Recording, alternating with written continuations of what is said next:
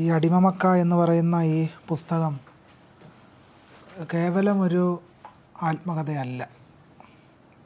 കേരളത്തിലെ ആദിവാസികളോട് മലയാളികൾ ചെയ്ത ക്രൂരതയുടെ ചരിത്രമാണ് ഈ പുസ്തകം അവതരിപ്പിക്കുന്നത്. ഈ പുസ്തകം അടുത്ത കാലത്ത് ഞാൻ വായിച്ച മറ്റ് പുസ്തകങ്ങളിൽ നിന്നൊക്കെ വളരെ വ്യത്യസ്തമായി മനസ്സ് വളരെയധികം മുറിഞ്ഞ് വളരെയധികം ഹൃദയവേദനയോടെ മാത്രം നിങ്ങൾക്ക് വായിക്കാൻ കഴിയുന്ന ഒരു പുസ്തകമാണ് ഈ അടിമമക്ക എന്നത്. ഇന്ത്യൻ ജനാധിപത്യം എത്രമാത്രം തകർക്കപ്പെട്ട ഒന്നാണ് എന്ന് നമുക്ക് ബോധ്യപ്പെടുന്നത് ഈ പുസ്തകം വായിക്കുമ്പോഴാണ്. ഭരണഘടനാ ജനാധിപത്യം നിലവിൽ വന്നതിന് ശേഷവും ആദിവാസികൾക്ക് ലഭിക്കേണ്ട സ്വയംഭരണ അവകാശങ്ങളും ഭൂസ്വത്തിന് മുകളിലുള്ള അവകാശവും അതുപോലെ തന്നെ അധികാരത്തിലും മറ്റ് പ്രാതിനിധ്യ അവകാശങ്ങളും അതിൽ നിന്നെല്ലാം പുറന്തള്ളപ്പെട്ട് നിസ്വരായി അനാഥരാക്കപ്പെട്ട് മർദ്ദിതരായി കഴിയേണ്ട ഒരു സാഹചര്യം ഒരു ജനാധിപത്യ വ്യവസ്ഥയിൽ ഉണ്ടാകുന്നു എന്നുള്ളത് ജനാധിപത്യ വ്യവസ്ഥയുടെ തന്നെ പരാജയമാണ് എന്ന് ഈ പുസ്തകം പറഞ്ഞു വെക്കുന്നു. ഇതിനകത്ത് ജാനു ചേച്ചി പറയുന്ന ഒന്ന് രണ്ട് പ്രധാനപ്പെട്ട കാര്യങ്ങളുണ്ട്. മുഴുവനായിട്ടൊന്നും ഞാനിവിടെ അവതരിപ്പിക്കാൻ ആഗ്രഹിക്കുന്നില്ല. ജയിലിനുള്ളിലേക്കാളും എത്രമാത്രം ഭീകരമാണ് ഈ പുറത്തെ സമൂഹം എന്നൊരു നിരീക്ഷണം ഈ പുസ്തകത്തിൽ ജാനു ചേച്ചി അവതരിപ്പിക്കുന്നുണ്ട്. അപ്പോൾ നമ്മുടെ സമൂഹം എത്രമാത്രം ക്രൂരമാണെന്നും എത്രമാത്രം പൈശാചികവൽക്കരിച്ചുകൊണ്ടാണ് ആദിവാസികളോട് ഇടപെടുന്നത് എന്നും ഈ പുസ്തകം നമ്മളോട് പറഞ്ഞു വെക്കുന്നു.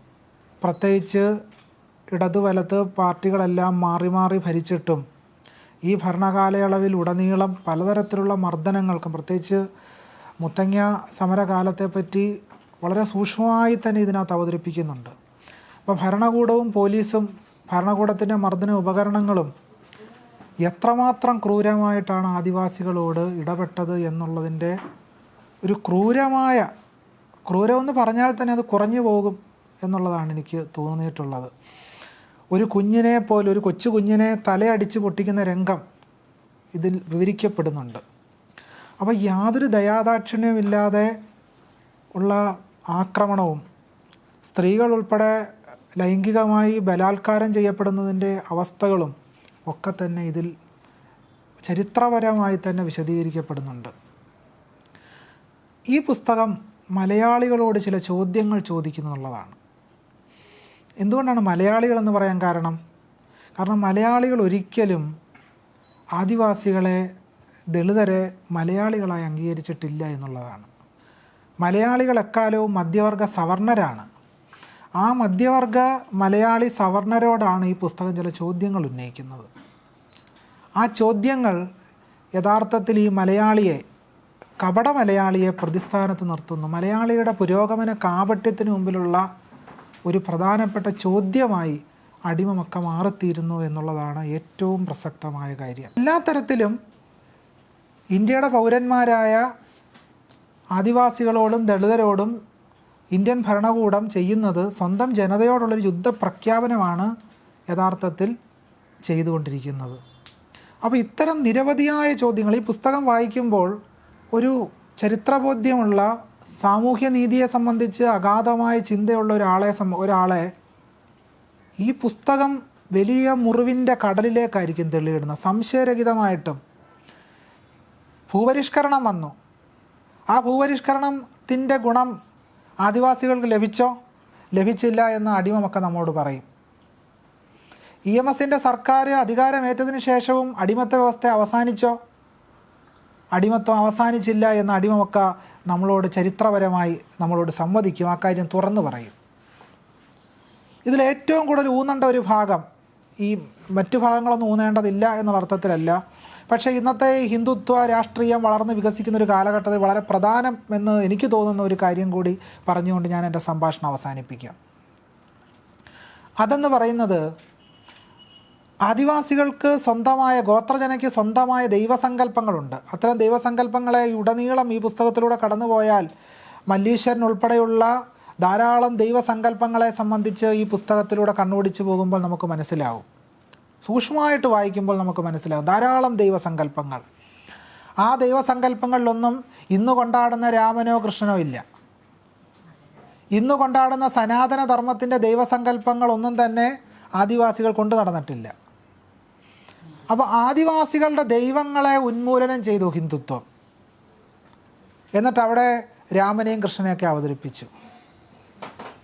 ആദിവാസികളുടെ തനതായ സംസ്കാരം, തനതായ വിശ്വാസ പാരമ്പര്യങ്ങൾ, ബഹുസ്വരമായ ജീവിത സംസ്കാരങ്ങൾ, ഇതിനെ മുഴുവൻ ഹിന്ദുത്വം ഉന്മൂലനം ചെയ്ത് അവരെ കേവലം ഹിന്ദുത്വത്തിൻ്റെ വിശ്വാസങ്ങളുടെ അടിമകളാക്കി നിലനിർത്താൻ ഈ ഹിന്ദുത്വ ബ്രാഹ്മണ്യം നിരന്തരം പ്രേരണ ചെലുത്തി എന്നുള്ളൊരു യാഥാർത്ഥ്യം, വസ്തുതാപരമായ യാഥാർത്ഥ്യം ഈ പുസ്തകം വായിക്കുമ്പോൾ നമുക്ക് ബോധ്യപ്പെടും. വളരെയധികം വിനയത്തോടെ, ഏറ്റവും അധികം ആദരവോടെ മാത്രം കയ്യിലെടുത്ത് വായിക്കേണ്ട ഒരു പുസ്തകമായി അടിമമൊക്കെ മാറിത്തീർന്നിരിക്കുന്നു. ഈ പുസ്തകം വായിച്ചു കഴിഞ്ഞപ്പോൾ ഒട്ടും അഹങ്കാരമില്ലാത്ത ഒരു ചെറിയ കുട്ടിയെ പോലെയായി എൻ്റെ മനസ്സ്. അപ്പം അങ്ങനെ എനിക്ക് നല്ല അഹങ്കാരമാണ് ഉണ്ടായിരുന്നത്. കാരണം ഞാൻ ഈ ആദിവാസികളെക്കുറിച്ച് എനിക്ക് നന്നായിട്ട് പറയാൻ കഴിയും, ഞാൻ പഠിച്ചിട്ടുണ്ട് എന്നൊക്കെ. ഇതൊക്കെ ഈ 2 ദിവസം കൊണ്ട് ഇല്ലാതെ. കാരണം ഞാനീ പറഞ്ഞ വിഭാഗങ്ങളെക്കുറിച്ച് പോലും എന്നേക്കാൾ അറിവ് സി കെ ജാനുവിനുണ്ട്. അത് യഥാർത്ഥത്തിൽ വല്ലാത്തൊരു അനുഭവമായിരുന്നു. അതങ്ങനെ പറഞ്ഞറിയിക്കാൻ പറ്റാത്തൊരു അനുഭവമാണ്. ഇങ്ങനെയാണ് ഇതിനെക്കുറിച്ച് ഞാൻ കാണുന്നത്. കേരളീയ പൊതുസമൂഹത്തിൻ്റെ പലതരത്തിലുള്ള വ്യാജബോധങ്ങളിലൊന്നാണ് നമുക്കെല്ലാം അറിയാമെന്നുള്ള ധാരണ. അപ്പം ഞാനീ ഒരു പ്രത്യേക സാഹചര്യത്തിൽ ഈ പുസ്തകത്തിൻ്റെ കുറച്ച് കോപ്പികൾ വിൽക്കേണ്ട സ്ഥിതി വന്നു എനിക്ക്.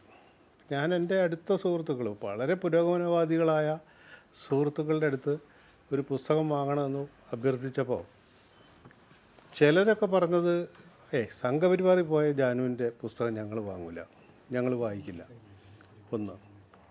പിന്നെ വേറെ ചിലർ പറഞ്ഞത് ഇതിന് ഈ പുസ്തകത്തിൽ ഇപ്പം എന്താ ഇതിന് മാത്രം വലുത് ഉണ്ടാവുക, ഇപ്പം ഞാൻ വിചാരിച്ച പോലെ തന്നെ ഈ പുസ്തകത്തിൽ ഇപ്പം എന്താ നമുക്കറിയാത്ത എന്ത് കാര്യം ഇതിലുണ്ടാവുക, അതുകൊണ്ടത് വേണ്ട. ഈ രീതിയിലാണ് ഈ പുസ്തകത്തെ പൊതുസമൂഹം പരിഗണിക്കുന്നത്. സത്യത്തിൽ ശ്യാംകുമാർ പറഞ്ഞത് സത്യമാണ്. കാരണം ആദരവോടുകൂടി അല്ലാതെ ഈ പുസ്തകത്തിൽ ആരും കൈവച്ചുകൂടാ എന്നാണ് ഞാൻ പറയുന്നത്. പിന്നെ ജാനുവിൻ്റെ ജീവിതാനുഭവം എന്ന് പറയുന്നത് ജാനുവിൻ്റെ മാത്രം ജീവിതാനുഭവമായിട്ട് ഞാൻ കാണുന്നില്ല. കാരണം ഈ ആദിവാസി സ്ത്രീകളുടെ ജീവിതമാണിത്. ആദിവാസി സ്ത്രീകൾ ഇപ്പം ഈ കുടിയേറ്റക്കാരൊക്കെ ഇങ്ങനെ നിരന്തരം ഈ പള്ളിയുടെയൊക്കെ ജൂബിലി വരുമ്പോൾ അവർ വലിയ സോവനീറൊക്കെ ഇറക്കും. അതിലെല്ലാത്തിലും അവർ സ്ഥിരം പ്രയോഗിക്കുന്നൊരു വാക്കുണ്ട്, മണ്ണിനോടും കാടിനോടും പിന്നെ കാട്ടുമൃഗങ്ങളോടും വന്യമൃഗങ്ങളോടും ഒക്കെ പോരടിച്ച് വന്ന ഞങ്ങളുടെ അപ്പനപ്പൂപ്പന്മാരുന്ന്. പക്ഷെ സത്യത്തിൽ വയനാട്ടിലെ ആദിവാസി സ്ത്രീകളെപ്പോലെ ഈ അതിജീവനത്തിന് വേണ്ടി ഇത്രയും കരുത്താർന്ന ആയോധനം നടത്തിയിട്ടുള്ള ആളുകൾ വളരെ കുറവാണെന്ന് തന്നെ പറയാം. സ്ത്രീകളുടെ മുൻകൈയിൽ നടന്ന സ്ത്രീയുടെ മുൻകൈയിൽ സ്ത്രീകൾ നടത്തിയ സമരമാണ് മുത്തങ്ങ. അതിനെ പിന്നീട് നമ്മുടെ പൊതുസമൂഹവും ഗവൺമെൻറ്റും രാഷ്ട്രീയ പാർട്ടികളും പ്രകൃതി സംരക്ഷണ സമിതിയും അതുപോലുള്ള ആളുകളും ഒക്കെ നേരിട്ടത് എങ്ങനെയാണെന്ന് എല്ലാവർക്കും അറിയാവുന്ന കാര്യം. അതിനെക്കുറിച്ച് കൂടുതൽ ഞാൻ വിസ്തരിക്കേണ്ട കാര്യമില്ല. അപ്പോൾ ആ കാര്യങ്ങൾ വളരെ സത്യസന്ധമായി ഓർമ്മകൾ സമാഹരിക്കാനും അത് അതീവ ലളിതമായി പാരായണ സുഖത്തോടു കൂടി വായിക്കാൻ പറ്റുന്ന, അല്ലെങ്കിൽ ആ പാരായണത്തിന് യാതൊരു തടസ്സവും പറ്റാത്ത രീതിയിലുള്ള ഭാഷയിൽ എഴുതപ്പെട്ട ഒരു ഗ്രന്ഥമാണിത്. അതുകൊണ്ട് തന്നെ ഈ ശ്യാംകുമാർ പറഞ്ഞതുപോലെ വളരെ ആദരവോടുകൂടി മലയാളി കൈവയ്ക്കേണ്ട ഒരു പുസ്തകമാണ് ഈ പുസ്തകം. ഇത് എൻ്റെ ആത്മകഥയല്ല, ഇത് വായിക്കുന്ന ആളുകളുടെ കഥ അയാൾ അറിയുന്നതാണ് എന്നാണ് ഞാൻ ഈ പുസ്തകത്തിൽ എഴുതുമ്പോൾ തന്നെ ഞാൻ ആ ഒരു മൈൻഡിലാണ് ശരിക്കും അത് ചെയ്തത്. അത് പൂർണ്ണാർത്ഥത്തിൽ ശരിയായി എന്ന് ഇപ്പോൾ സുരേന്ദ്ര മാഷ് പറഞ്ഞപ്പോഴാണ് എനിക്കത് ബോധ്യമായത്. അപ്പോൾ മാഷ് പുസ്തകം വായിച്ചു കഴിഞ്ഞപ്പോഴാണ് മാഷ് ആരാണെന്നുള്ളത് മാഷ് തിരിച്ചറിയുന്നത്. അപ്പോൾ ഞാനത് ആ സമയത്തെ പറയുന്നുണ്ട്, ഈ പുസ്തകം സി കെ ജാനുവിൻ്റെ ആത്മകഥയല്ല, ഇത് നിങ്ങളെ തിരിച്ചറിയുന്ന, നിങ്ങളറിയുന്ന ഒരു പുസ്തകമാണ്. ഇത് വായിച്ചു കഴിയുമ്പോൾ നിങ്ങളെയാണ് അറിയുന്നത്, എന്നെയല്ല അറിയുന്നത്, നിങ്ങളെയാണ് അറിയുന്നത്. ഇത് ഒരു സമുദായത്തിൻ്റെ ഏറ്റവും പിന്നോക്കം നിൽക്കുന്ന ഒരു വിഭാഗങ്ങളുടെ ഒരു അതിജീവന കഥയാണ് ശരിക്കും. ഇപ്പോൾ ആ രീതിയിലേക്കാണ് ശരിക്കും ഈ പുസ്തകത്തെ ഞാൻ ചെയ്തിരിക്കുന്നത്. ഇപ്പോൾ ഞാൻ ചെയ്തത് എൻ്റെ ശരിയിൽ നിന്നാണ് ഞാൻ ചെയ്തിരിക്കുന്നത് എല്ലാം. ഈ പുസ്തകത്തിൽ ചെയ്തതെല്ലാം എൻ്റെ ശരിയിൽ നിന്നാണ് ചെയ്തത്. അത് വായിക്കുന്ന നിങ്ങളാണ് അത് ശരിയിൽ നിന്നാണോ തെറ്റിൽ നിന്നാണോ ഒക്കെ എന്ന് മനസ്സിലാക്കുന്നത്. അത്തരം ഒരു സംഭവത്തിൽ അതിനുള്ളൊരു പേസ് നിങ്ങൾക്ക് അതിനകത്ത് ഞാൻ വെച്ചിട്ടുണ്ട് എന്ന് തന്നെയാണ് ഞാൻ പറയുന്നത്. ഇപ്പോൾ പൂർണ്ണാർത്ഥത്തിൽ അത് എൻ്റെ ഒരു ആധിപത്യത്തിൻ്റെ സംവിധാനമേ അല്ല, അതിനങ്ങനെ കാണേണ്ട ആവശ്യമില്ല എന്നാണ് ഞാൻ പറയുന്നത്. ഈ അടിമ മക്ക എന്തായാലും ഇത് ഞാൻ എഴുതാനുണ്ടായ ഒരു പ്രചോദനം, ശരിക്കും ഞാനിങ്ങനെ ഒരു ആത്മകഥ എഴുതണം, ഇങ്ങനെ ഒരു സംവിധാനം ചെയ്യണം എന്നൊന്നും ആഗ്രഹിച്ചിരുന്നില്ല. എനിക്കെപ്പോഴും ഈ സമരവും പോരാട്ടവും അത്തരം കാര്യങ്ങളായിട്ട് ഇങ്ങനെ ചിന്തിക്കാനോ ഇത്തരം കാര്യങ്ങൾ ചെയ്യാനൊന്നും സമയം ഉണ്ടായിട്ടില്ല. ഞാൻ പക്ഷേ എൻ്റെ ആദ്യം തൊട്ടേ ഉള്ള ഞാൻ എന്ന് തൊട്ട് ഓരോ അനീതിക്കെതിരെ പ്രതികരിക്കാൻ തുടങ്ങിയ ആ സമയം തൊട്ടുള്ള ഓരോ കാര്യങ്ങളും ഈ ഫയലായിട്ട് ശരിക്കും ശേഖരിച്ച് വെച്ചിരുന്നു എല്ലാം. ഒരു 4-5 പുസ്തകം ചെയ്യാനുള്ള ഫയലുകൾ ഉണ്ടായിരുന്നു എൻ്റെ കയ്യിൽ. പക്ഷേ എന്നെ പല പ്രാവശ്യമായിട്ട് പോലീസ് അറസ്റ്റ് ചെയ്ത് ജയിലിലേക്ക് കൊണ്ടുപോയ സമയത്ത് അവരാദ്യം എൻ്റെ വീട്ടിൽ പോയിട്ട് ഈ സാധനങ്ങൾ എടുത്ത് കത്തിക്കുന്ന പണിയാണ് ചെയ്യുന്നത്. അങ്ങനെ 3 റൗണ്ട് ഞാൻ ഉണ്ടാക്കി വെച്ച മുഴുവൻ സാധനത്തിനെയും പോലീസ് കത്തിച്ചു. പിന്നെ ഈ രേഖ എന്നുള്ള നിലയിൽ കാണാനൊന്നുമില്ലാത്തൊരു സ്ഥിതിയായി. അങ്ങനെ ചെയ്തപ്പോഴാണ് എൻ്റെ മനസ്സിലുള്ള സാധനം ഞാൻ തീർന്നു പോകുന്നതിന് മുമ്പേ ബാക്കിയുള്ള ആളുകൾക്ക് ഇതെത്തിക്കണം. അത് എത്തിക്കണം എന്ന് ഞാൻ വിചാരിക്കുന്നത് CK ജാനു ഒരു ആത്മകഥ എഴുതി വലിയ എഴുത്തുകാരിയൊന്നും ആവണമെന്ന് ഞാൻ ഒരിക്കലും ഉദ്ദേശിക്കുന്നില്ല, ഇപ്പോഴും ഉദ്ദേശിക്കുന്നില്ല. അങ്ങനെ ഒരു എഴുത്തുകാരി എന്നുള്ള നിലയിൽ അറിയപ്പെടാനും ഞാൻ ഒരിക്കലും ആഗ്രഹിക്കുന്നുമില്ല, ഇനിയും ഞാൻ അങ്ങനെ ആഗ്രഹിക്കുന്നില്ല. പക്ഷേ ഈ പൊതുസമൂഹത്തിൻ്റെ ഇടയിൽ ഈ ആളുകളും തമ്മിലുള്ള ഒരു അന്തരവിനെ കുറയ്ക്കണം. അതിന് ഒരു പുസ്തകം എഴുതിയാൽ സാധിക്കുമെങ്കിൽ അത് നമ്മൾ ചെയ്യണം. അത്തരം ഒരു ചിന്ത മാത്രമാണ് ശരിക്കും ഈ ആത്മകഥ എഴുതുമ്പോൾ എന്നിലുണ്ടായിരുന്നത്. ഒരു ആത്മകഥ എഴുതി സാധാരണ ഈ പൊതുസമൂഹത്തിലുള്ള ആളുകളുടെ ഒപ്പം എഴുത്തുകാരിയായിട്ട് നിൽക്കണം, അതൊന്നും ഞാൻ അന്നും ആഗ്രഹിക്കുന്നില്ല, ഇന്നും ആഗ്രഹിക്കുന്നില്ല. ഇപ്പോൾ ഒരു എഴുത്തുകാരിയായിട്ട് മാറാനും ഞാൻ ചിന്തിക്കുന്നില്ല, അത്തരം ഒരു സംഭവം ചിന്തിക്കുന്നില്ല. പക്ഷേ യഥാർത്ഥ പ്രശ്നത്തിനെ മറച്ചു വെച്ചുകൊണ്ട് വേറെ എന്തൊക്കെയോ പറഞ്ഞു പ്രചരിപ്പിച്ചിട്ട് അതാണ് സമൂഹത്തിൽ ശരി, അതിൻ്റെ ഭാഗമായിട്ടാണ് ഈ ആളുകൾ വരേണ്ടത് എന്ന് അങ്ങനെയുള്ള തെറ്റിദ്ധാരണയുടെ അന്തരവിനെ കുറയ്ക്കേണ്ടത് എന്നെപ്പോലുള്ള ആളുടെ ആവശ്യവും അത്യാവശ്യമാണ്. അതിനുവേണ്ടി മാത്രമാണ് ഇത്തരം ഒരു സംരംഭം ഞാൻ ശരിക്കും ചെയ്തത്. അപ്പോൾ അതിപ്പോൾ വലിയ ചർച്ചയും വിഷയങ്ങളൊക്കെ ഞാൻ ഇതിനെ ഈ രീതിയിലൊന്നല്ല കണ്ടത്. ഇതിന് എന്താ ഭീകരമായിട്ടുള്ള ചർച്ച വരുമെന്നാണ് ഞാൻ പ്രതീക്ഷിച്ചത്. കാരണം ഞാൻ ജീവനോടെ ഇരിക്കുമ്പോൾ എന്ത് ചർച്ച വന്നാലും മറുപടി ഞാൻ പറയും. അപ്പോൾ അതിന് തയ്യാറെടുത്തിട്ടാണ് ഞാൻ നിന്ന്. പക്ഷെ ആരും ഒന്നും മിണ്ടുന്നില്ല, അതാണ് ഒരു വലിയ പ്രശ്നം.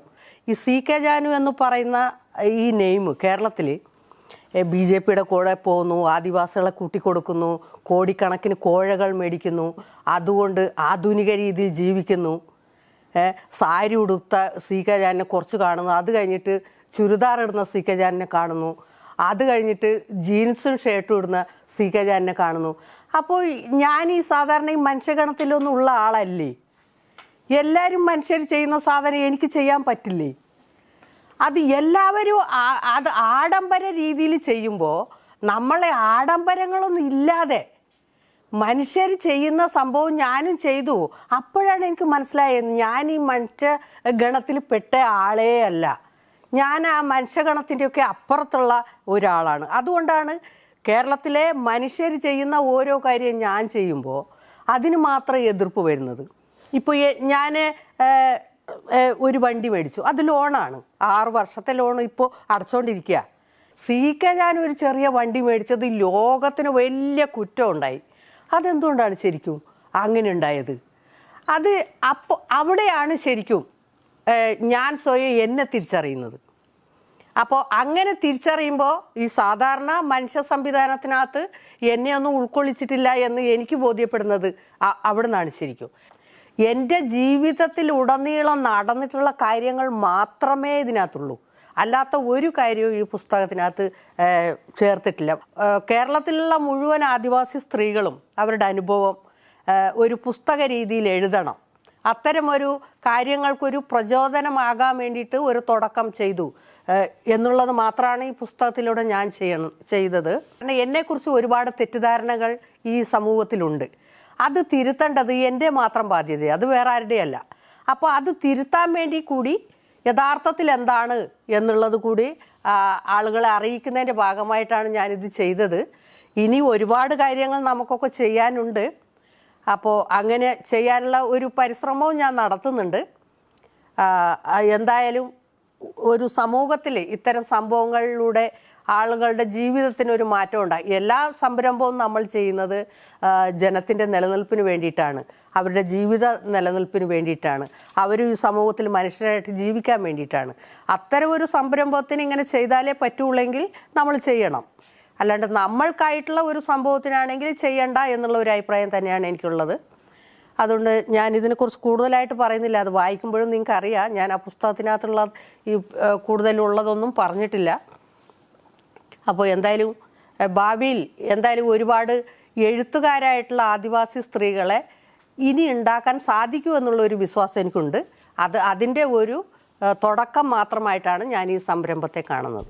ജാനുവിൻ്റെ ആത്മകഥ അടിമമക്ക എന്ന് പറയുന്ന ഒരു കമ്പൈലേഷൻ പുസ്തകം ഒരു ഹിസ്റ്റോറിക്കൽ ഡോക്യുമെൻ്റ് ആകും എന്ന കാര്യത്തിൽ തർക്കമില്ല.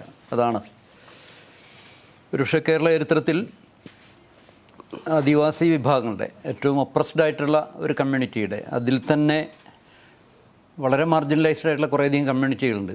പണിയ, അടിയ, കാട്ടുനായ്ക്ക, വേട്ടക്കുറുമ തുടങ്ങിയ അവരാണ് യഥാർത്ഥ ആദിവാസികൾ. അതിൽ ഏറ്റവും ഒരു അടിമത്തം പോലുള്ള ഒരു സാമൂഹ്യാവസ്ഥക്ക് വിധേയമാക്കപ്പെട്ട ഒരു കമ്മ്യൂണിറ്റി എന്നുള്ള ഒരു പ്രതിനിധി എന്നുള്ള നിലയിൽ ആണതിൻ്റെ ഒരു ചരിത്ര പ്രാധാന്യമെന്ന് എനിക്ക് തോന്നുന്നു. രണ്ടാമതായി ആ വിഭാഗത്തിൽ തന്നെയുള്ള ഒരു സ്ത്രീ എന്നുള്ള നിലയിൽ അതിൻ്റെ ഒരു വലിയൊരു എക്സ്പ്രഷൻ കൂടിയാണ് എന്നെനിക്ക് തോന്നുന്നു. പക്ഷേ ആത്മകഥയുടെ വളരെ ബൃഹത്തായ 1, 2, 3 വോള്യത്തിലൊക്കെ പരന്നു കിടക്കേണ്ട ഒരു രചനയാണത്. ഇത്രത്തോളം പേജിൽ മാത്രമായി ചുരുങ്ങിയത് എന്ന് എനിക്ക് തോന്നുന്നു. അത് ഒരു സ്ത്രീപക്ഷത്തു നിന്നാണത് പറയപ്പെടുന്നത്. ആ സ്ത്രീപക്ഷത്തു നിന്നാണ് എന്നുള്ള നിലയിൽ ജാനുവായിട്ടത് വിശദീകരിക്കുന്നില്ല എങ്കിലും അതിനങ്ങനെയും കൂടി കാണേണ്ടതുണ്ട് എന്നുള്ളതാണ് എനിക്ക് തോന്നിയിട്ടുള്ളത്. ഒരുപക്ഷെ ഈ ജാനുവിൻ്റെ മുൻ അനുഭവങ്ങളിൽ പലപ്പോഴും ജാനുവിൻ്റെ ആത്മകഥയൊക്കെ ആയിട്ട് പ്രചരിപ്പിക്കപ്പെട്ടത് പലരും കേട്ടെഴുതിയ ചില സംഭവങ്ങളൊക്കെയാണ്. ഞാനതൊരു മോശം ഘട്ടമാണെന്നൊന്നും പറയുന്നില്ല. ഏതാനും വർഷങ്ങൾക്ക് മുമ്പ് ജാനുവിൻ്റെ ഒരു ഇൻ്റർവ്യൂ, ജാനുവിൻ്റെ ആത്മകഥയായി നമുക്ക് എല്ലാവർക്കും അറിയാം, നമ്മുടെ സുഹൃത്താണ് ഭാസ്കരൻ, വീക്കിലുണ്ടായിരുന്ന ആർട്ടിസ്റ്റാണ്. അദ്ദേഹത്തിൻ്റെ ഒരു ഇൻ്റർവ്യൂ ആണ്. അത് യാദൃശ്യമായിട്ട് സംഭവിച്ച ഒരെണ്ണമാണെന്ന് എനിക്ക് തോന്നുന്നു. ജാനു ഇതിനത്ര വലിയ പ്രിപ്പയർഡ് ആയിരുന്നില്ല. പക്ഷേ അതിൻ്റെ ഇൻ്റർവ്യൂ തയ്യാറാക്കിയിരിക്കുന്ന ഒരു രീതി വളരെ നല്ല റീഡബിൾ ആയതുകൊണ്ട് അത് പിന്നീടൊരു പുസ്തകമായി മാറുകയും അതാണ് ജാനുവിൻ്റെ ആത്മകഥയായി പലപ്പോഴും പ്രചരിപ്പിക്കപ്പെട്ടത്. അതൊരു 8-10 ഭാഷകളിൽ, ഇന്ത്യയിലുള്ള പല റീജിയണൽ ലാംഗ്വേജസിൽ തന്നെ ഒരു 8-10 ഭാഷകളിൽ പ്രിൻ്റ് ചെയ്തിറക്കുകയും അങ്ങനെ പ്രചരിപ്പിക്കപ്പെടുകയും ചെയ്തതാണ്. അത് ആ പുസ്തകമാണ് പലപ്പോഴും ജാനുവിൻ്റെ ആത്മകഥ എന്നുള്ള റെഫറൻസ് ഗ്രന്ഥമായിട്ടോ പഠിതാക്കളൊക്കെ തന്നെ ഉപയോഗിച്ച് വന്നിരുന്നത്. അതൊരു ഘട്ടമാണ്. എന്തായാലും ഈ നമ്മളെപ്പോലുള്ള ഇത്തരം വിഭാഗങ്ങൾ, മാർജിനലൈസ്ഡ് ആയിട്ടുള്ള കമ്മ്യൂണിറ്റികളിൽ നിന്ന് ലിഖിതമായ ചരിത്രമൊന്നും തന്നെ അധികം ഇല്ല എന്നുള്ളത് അറിയാമല്ലോ. വളരെ അപൂർവം പേരുടെ അങ്ങനെ വന്നിട്ടുള്ളൂ. കഥകളുടെ രൂപത്തിലൊക്കെ തുടങ്ങിയിട്ട് കവിതകളുടെ രൂപത്തിൽ വന്നിട്ടുണ്ട്.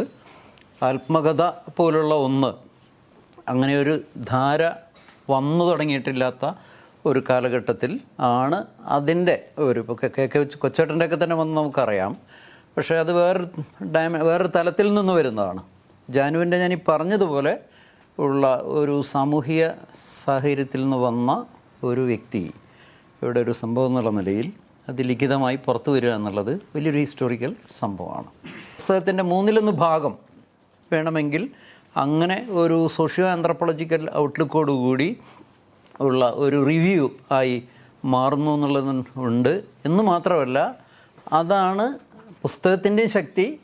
ജാനുവിൻ്റെ പിൽക്കാല ഒരു സോഷ്യൽ ഇൻ്റർവെൻഷൻ്റെ എല്ലാം തന്നെ ഒരു ബേസിക് പവർ അവിടെ നിന്നാണ് വരുന്നത് എന്നാണ് തോന്നുന്നത്. ജാനുവിൻ്റെ ഒരു സഹയാത്രികനായി കുറേ വർഷങ്ങളോളം ഉണ്ടായിരുന്ന ആളെന്നുള്ള നിലയിൽ വ്യക്തിപരമായ ജാനുവിൻ്റെ കുറിച്ചുള്ള നിരീക്ഷണവും എൻ്റെ അത് തന്നെയാണ്. അതിൻ്റെ ഗോത്രപരമായ അതിൻ്റെ സത്വത്തിൽ നിന്നും ഒറിജിനേറ്റ് ചെയ്യുന്ന വലിയൊരു പിന്നീടതൊരു എന്താ പറയുക വലിയൊരു പൊട്ടിത്തെറിയുടെ ലെവലിലേക്ക് വരുന്ന ഒരു വ്യക്തിത്വം, അതിൻ്റെ വംശീയമായ അതിൻ്റെ എല്ലാ ശക്തിയും ജാനുവിന് ആവാഹിക്കാൻ കഴിയുന്നുണ്ട് എന്നുള്ളതാണ് അതിൻ്റെ ഒരു വലിയൊരു സാധ്യതയായിട്ട്. അത് ആത്മകഥയിൽ അത് നന്നായി രചിക്കപ്പെടുകയും ചെയ്തിട്ടുണ്ട്. ജാനു ഇപ്പോൾ ഏതെല്ലാം ലോകത്ത് പോയാലും ഏതെല്ലാം ഇതുപോലുള്ള സർക്കിൾസിലെല്ലാം തന്നെ ഒരുപാട് സഞ്ചരിക്കുകയും സംസാരിക്കുകയും ഇടപെടുകയും ചെയ്യുന്ന വ്യക്തിയാണല്ലോ ജാനു.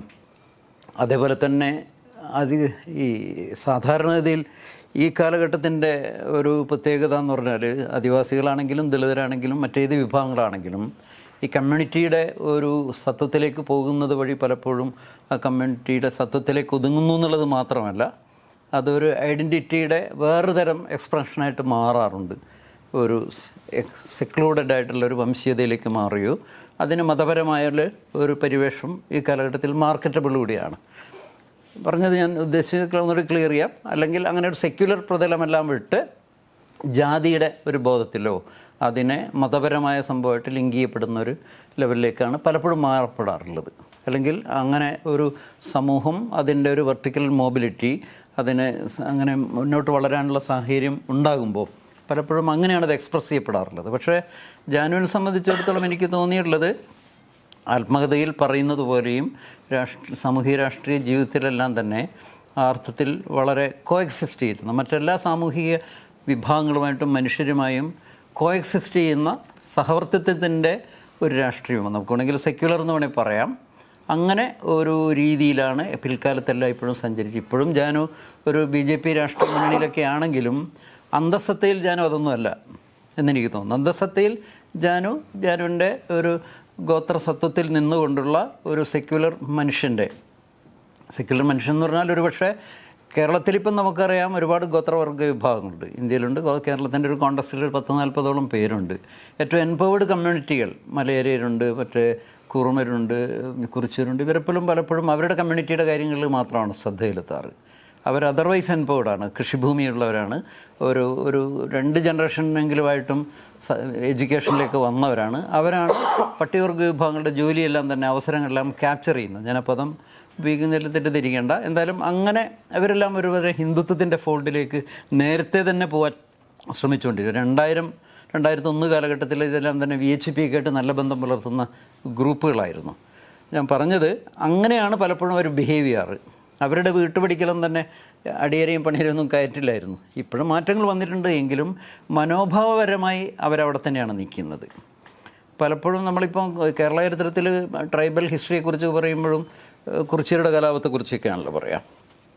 ഈ വിഭാഗങ്ങളുടെ ചരിത്രത്തെ രേഖപ്പെടുത്തുക മാത്രമല്ല സോഷ്യോ പൊളിറ്റിക്കൽ മൂവ്മെൻറ്റിൻ്റെ ഭാഗമായി അതിനൊരു എക്സ്പ്രഷൻ ഉണ്ടാക്കിയെടുക്കുന്നത് ജാനുവിൻ്റെ മൂവ്മെൻ്റ് ആണെന്നുള്ളത് മാത്രമല്ല ഈ ഒപ്രസ്ഡ് കമ്മ്യൂണിറ്റിയിൽ നിന്നുള്ള അല്ലെങ്കിൽ പണിയെ അടിയ കാട്ടുനയിക്ക പോലുള്ള ഒരർത്ഥത്തിൽ ഈ പറയുന്ന മറ്റൊരർത്ഥത്തിലുള്ള സെർഫ്ഡമിന് വിധേയമായ അടിമത്തത്തിന് ജിന്മിത്തത്തിൻ്റെയും മറ്റൊക്കെ വേറൊരു കൊളോണിയൽ ഒപ്രഷൻ പിൽക്കാലത്ത് ഭരണകൂടങ്ങളുടെ കുടിയേറ്റക്കാരുടെ എല്ലാം തന്നെ ഒരു മർദ്ദനത്തിനും സബ്ജുഗേഷനും വിധേയമായ കമ്മ്യൂണിറ്റിയിൽ നിന്ന് വളർന്നു വരികയും അത് വളരെ സെക്യുലറായി എല്ലാവരുടെ ആവശ്യത്തിന് വേണ്ടി പറയുകയും ചെയ്യുക എന്ന് പറയുന്നത് എല്ലാവരുടെ ആവശ്യത്തിനെങ്കിൽ ആദിവാസിത്വം അല്ലെങ്കിൽ ആദിവാസി സത്വം എന്ന് പറയുന്നൊരു കോമൺ ഐഡൻറ്റിറ്റിയുടെ അല്ലെങ്കിൽ കോമൺ ദേശീയതയുടെ ഒരു രാഷ്ട്രീയമായി അതിനെ ജാനുവിന് വികസിപ്പിക്കാൻ കഴിഞ്ഞിട്ടുണ്ട്. അപ്പോഴും ജാനു ഒരു അടിയ കമ്മ്യൂണിറ്റിയുടെ കൾച്ചറൽ ട്രേറ്റ്, ജാനുവിൻ്റെ ഗോത്ര ഭാഷ, ജാനുവിൻ്റെ ആചാര രീതികൾ ഇതിനെല്ലാം തന്നെ ജാനു ഒപ്പം കൊണ്ടുപോവുകയും ചെയ്യുന്നതായി ഞാൻ കണ്ടിട്ടുണ്ട്. ഇതാണ് എനിക്ക് തോന്നിയിട്ടുള്ളത്. അതുകൊണ്ട് ഇതിൻ്റെ ഒരു പ്രധാനപ്പെട്ട ബുക്കിൻ്റെ ഏറ്റവും വലിയൊരു സാധ്യതയും ശേഷിയും അതിൻ്റെ കണ്ടൻറ്റിലുള്ള വലിയൊരു പൊട്ടൻഷ്യൽ അതിൻ്റെ ഒരു വംശീയ ചരിത്രമാണെന്നുള്ളത് മാത്രമല്ല അത് അവർ തന്നെ പറയുന്നു. അത് പറയുമ്പോൾ മറ്റുള്ളവരോടുള്ള സൗഹൃദത്വവും ബഹുമാനവും നിലനിർത്തിക്കൊണ്ടുള്ള ഒരു കോഎക്സിസ്റ്റൻസിൻ്റെ രാഷ്ട്രീയത്തിൽ നിന്നോ സെക്യുലർ രാഷ്ട്രീയത്തിൽ നിന്നാണ് ഞാനത് രചിക്കുന്നത്. അതല്ലാതെ എൻ്റെ വംശത്തിൻ്റെ ചരിത്രം എല്ലാവരും ഇതിനെ മിസ്റ്റിഫൈ ചെയ്യല്ലോ. അപ്പോൾ ഈ ജാതി ചരിത്രം പലരും എടുത്തു കഴിഞ്ഞാൽ എനിക്ക് മിസ്റ്റിഫൈ ചെയ്യാൻ ആവശ്യമായിട്ട് ഭയങ്കരമായി പിൽക്കാലം ഞങ്ങൾ ചില ഹിന്ദുക്കൾ പല ജാതികളും ബ്രാഹ്മണൻ്റെ ഹിസ്റ്ററിയിലേക്ക് വരെ പോകും. അവരുടെ മക്കളാണെന്നൊക്കെയാണല്ലോ സ്ഥാപിക്കുക. അങ്ങനെ ഫോൾസിഫൈ ചെയ്യുമ്പോൾ അതിനെ ഗ്ലോറിഫൈ ചെയ്യാനുള്ള ചില ഉപാധികൾ അവർ കണ്ടെത്തും. ഇതങ്ങനെയല്ല എന്നുള്ളത് മാത്രമല്ല, തൻ്റേതായിട്ടുള്ളൊരിടത്തിൽ നിന്ന് അതിനെ അനലൈസ് ചെയ്ത് അതിനെ സത്യസന്ധമായി പോകുന്നുകൊണ്ടാണ് അവർക്ക് കഴിയുന്നത്. ഞാൻ ആരുടെയും പേരെടുത്ത് പറയുന്നില്ല, പക്ഷേ പല സാമുദായിക ചരിത്രവും ഈ പറയുന്ന തെറ്റായി വ്യാഖ്യാനിച്ച് അത് ഹിന്ദുക്കളും ക്രിസ്ത്യാനികളെല്ലാം ചെയ്തിട്ടുണ്ട്. പലരുടെയും ക്രൈസ്തവ ഫാമിലി ചരിത്രമൊക്കെ എടുത്തു കഴിഞ്ഞാൽ കാണാം. വലിയ വലിയ ക്രൈസ്തവ കുടുംബങ്ങളുടെയൊക്കെ ഫാമിലി ചരിത്രത്തിൽ അവസാനം ഒരു പലരുള്ളതും ബ്രാഹ്മണൻ്റെ ചരിത്രത്തിൽ നിന്ന് ഒറിജിനേറ്റ് ചെയ്യുന്നത് കണ്ടിട്ടുണ്ട്.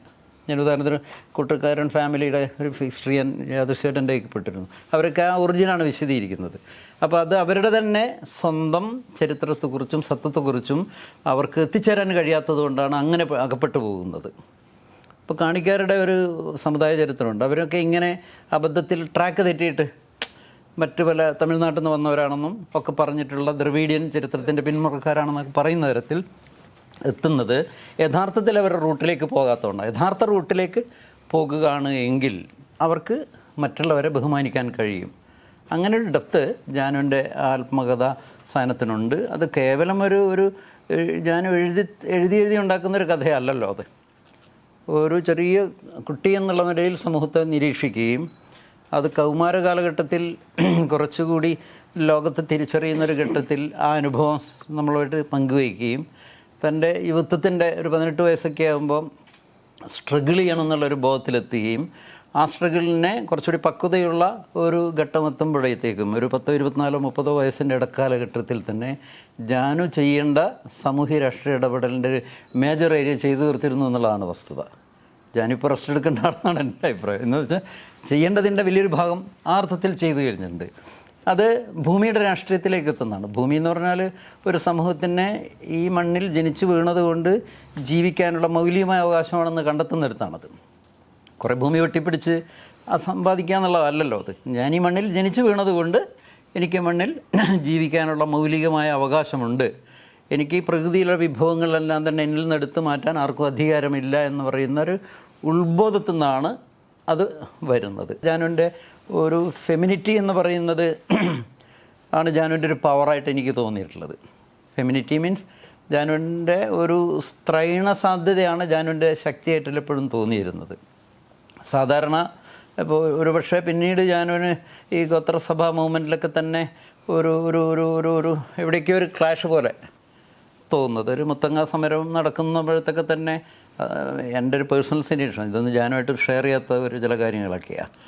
ജാനു ഈ സാധാരണ ഗോത്രസഭാ മൂവ്മെൻ്റ് എന്നൊക്കെ പറഞ്ഞാൽ അത് ആദിവാസി മൂപ്പന്മാരുടെയും ഗ്രാമസഭാ കൗൺസിലിൻ്റെ ഒരു ഫോർമേഷനാണെന്ന് അറിയാമല്ലോ. ഇപ്പം ജാനിപ്പോൾ ഓട്ടോണമിയെക്കുറിച്ച് പറഞ്ഞു, സ്വയംഭരണത്തെക്കുറിച്ച് പറഞ്ഞു. അതൊക്കെ രാഷ്ട്രീയമായ അല്ലെ രാഷ്ട്രീയവും സാമൂഹികമായിട്ടുള്ള ഘടനാപരമായ സാധനങ്ങളാണ്. അത് സ്ട്രക്ചറലായിട്ടുള്ള സംഭവങ്ങൾ.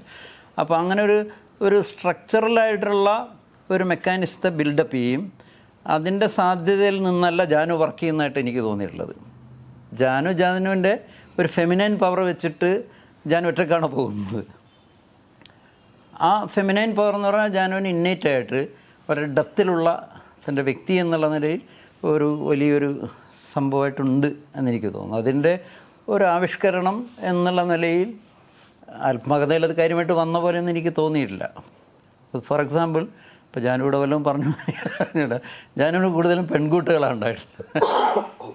ഏറ്റവും നല്ല സൗഹൃദങ്ങളും ഏറ്റവും ഇൻറ്റിമേറ്റ് ആയിട്ടുള്ള റിലേഷൻസും ഉണ്ടായിരുന്ന ധാരാളം കൂട്ടുകാരികളുടെ വലിയൊരു ഞാനൊക്കെ ഇപ്പം ഇങ്ങനെ ഭയങ്കര അസൂയോടുകൂടിയാണ് നോക്കുക. ഇതൊക്കെ പുറത്തുനിന്ന് ഇങ്ങനെ ഒബ്സർവ് ചെയ്യല്ലോ. ഇവരുടെ കൂടെയൊക്കെ നടക്കുമ്പോഴും ഇവരുടെ ആക്ട് ചെയ്യുമ്പോഴും ഇവരുടെ കൂടെയൊക്കെ സഞ്ചരിക്കുമ്പോഴൊക്കെ തന്നെ ജാനുവിൻ്റെ ഏറ്റവും ഊഷ്മളമായ ബന്ധങ്ങളിലേറെയും ഈ പെണ്ണുങ്ങളാണ്, അല്ലെങ്കിൽ പെൺകുട്ടികളാണെങ്കിൽ സ്ത്രീകളാണെന്നുള്ളതാണ് എനിക്ക് തോന്നിയിട്ടുള്ളത്.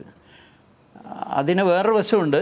നമ്മളിപ്പോൾ ഈ മൂവ്മെൻറ്റുകളെല്ലാം തന്നെ പലപ്പോഴും ജാനുവിൻ്റെ മൂവ്മെൻറ്റ്, കീഴാള മൂവ്മെൻറ്റ്, അയ്യങ്കാളി മൂവ്മെൻറ്റ് ഉൾപ്പെടെ അതിൻ്റെ ഒരു ഫെമിനൈൻ കണ്ടൻറ്റ് ഭയങ്കര പവറാണ്. ഫെമിനൈൻ കണ്ടൻറ്റ് അതിൻ്റെ പങ്കാളിത്തം കൊണ്ടും അതിൻ്റെ സംഘാടകത കൊണ്ടും. കാരണം ഗോത്രവർഗ വിഭാഗങ്ങളും ആദിവാസി വിഭാഗങ്ങളിലൊക്കെ തന്നെ ഈ ഭൂരാഹിത്യം അല്ലെങ്കിൽ പ്രകൃതിയിൽ നിന്നും മണ്ണിൽ നിന്നും അട്ടിയൊടിക്കപ്പെടുമ്പം അതിൻ്റെ ഏറ്റവും തീക്ഷ്ണമായിട്ടുള്ള എക്സ്പീരിയൻസ് അനുഭവിക്കുന്നത് സ്ത്രീകളായിരിക്കുമല്ലോ. ആയിട്ടും അവരാണത് കൊണ്ട് സ്വാഭാവികമായിട്ടും അതിനുവേണ്ടി പൊരുതുന്നത്. ഇപ്പം നർമ്മദ ആന്തോളനിലും എവിടെ പോയാലും നമുക്ക് കാണാം. കോയിൽക്കാര മൂവ്മെൻറ്റിലാണെങ്കിലും സ്ത്രീകളാണതിൻ്റെ വലിയൊരു ശക്തി സ്രോതസ്സായിട്ട് മാറാറ്. ഇപ്പോൾ ജാനുവിൻ്റെ മൂവ്മെൻറ്റും പണ്ടമ്പൂത്തി കുളിക്കമ്പാളി മുതൽ ഇങ്ങോട്ടുള്ള എല്ലാ മൂവ്മെൻറ്റിലും ഒരു 10 പേര് ആക്ടിവിസ്റ്റുകളുണ്ടെങ്കിൽ 2 പേരൊക്കെയാണ് എൻ്റെ പുരുഷന്മാരുണ്ടാവുള്ളൂ. ഞാൻ ജാനുവിനെ പരിചയപ്പെടുന്ന കാലത്തും ജാനുവിൻ്റെ കുട്ടികൾ മുഴുവൻ തന്നെ സ്ത്രീകളായിരുന്നു. ഇനി അഥവാ വല്ല പുരുഷന്മാരുണ്ടായിരുന്നെങ്കിൽ തന്നെ അവരധികം കാലമൊന്നും ജാനുവിൻ്റെ കൂടെ നിൽക്കാറില്ല. എനിക്ക് തോന്നുന്നു ജാനുവിൻ്റെ ഒരു സഹപ്രവർത്തകരുടെ ഏതെങ്കിലും ഒരു പുരുഷൻ എന്ന് പറയുന്നൊരു മനുഷ്യൻ കുറക്കാണെന്നുണ്ടെങ്കിൽ അത് ഞാൻ മാത്രമേ ഉണ്ടാവാൻ സാധ്യതയുള്ളൂന്നിരിക്കുന്നു. അപ്പോൾ ഞങ്ങൾ എന്തെങ്കിലും കാരണമെങ്കിലും ഡിസോഷിയേറ്റഡ് ഉണ്ടെങ്കിൽ ഈ ഒരു സ്ത്രീ പുരുഷൻ എന്നുള്ള ഒരു ദ്വന്ദ്വത്തിൻ്റെ പേരിലും അല്ല, അങ്ങനെയല്ല ഉണ്ടായിരുന്നത്. അത് otherwise there are some other reasons. ഉദാഹരണത്തിന് അവരുടെ പൊളിറ്റിക്കൽ ബീങ്ങായി മാറാൻ ആഗ്രഹിക്കുന്നു, അതിൻ്റെ സ്പേസ് നേടിയെടുത്താണ്. പക്ഷേ ജാനുവിന് ഈ കാലഘട്ടത്തിലുടനീളം ഈ ഇത്തരത്തിലുള്ള ഒരു ഫെമിനൈൻ പവർ, അതുകൊണ്ട് തന്നെ ഫെമിനൈൻ കൂട്ടുകെട്ട്, ഫെമിനൈൻ മൂവ്മെൻറ്റ്, ജാനുവിൻ്റെ മൂവ്മെൻറ്റ് ഒരു ഫെമിനൈൻ മൂവ്മെൻറ്റ് അർത്ഥത്തിൽ.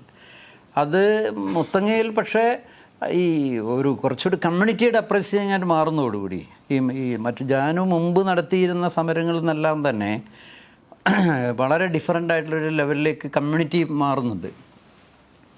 ആ ഒരു ഒബ്സർവേഷൻ ജാനുവിൻ്റെ പുസ്തകത്തിൽ വന്നിട്ടുണ്ടാവില്ലെന്ന് എനിക്ക് തോന്നുന്നു.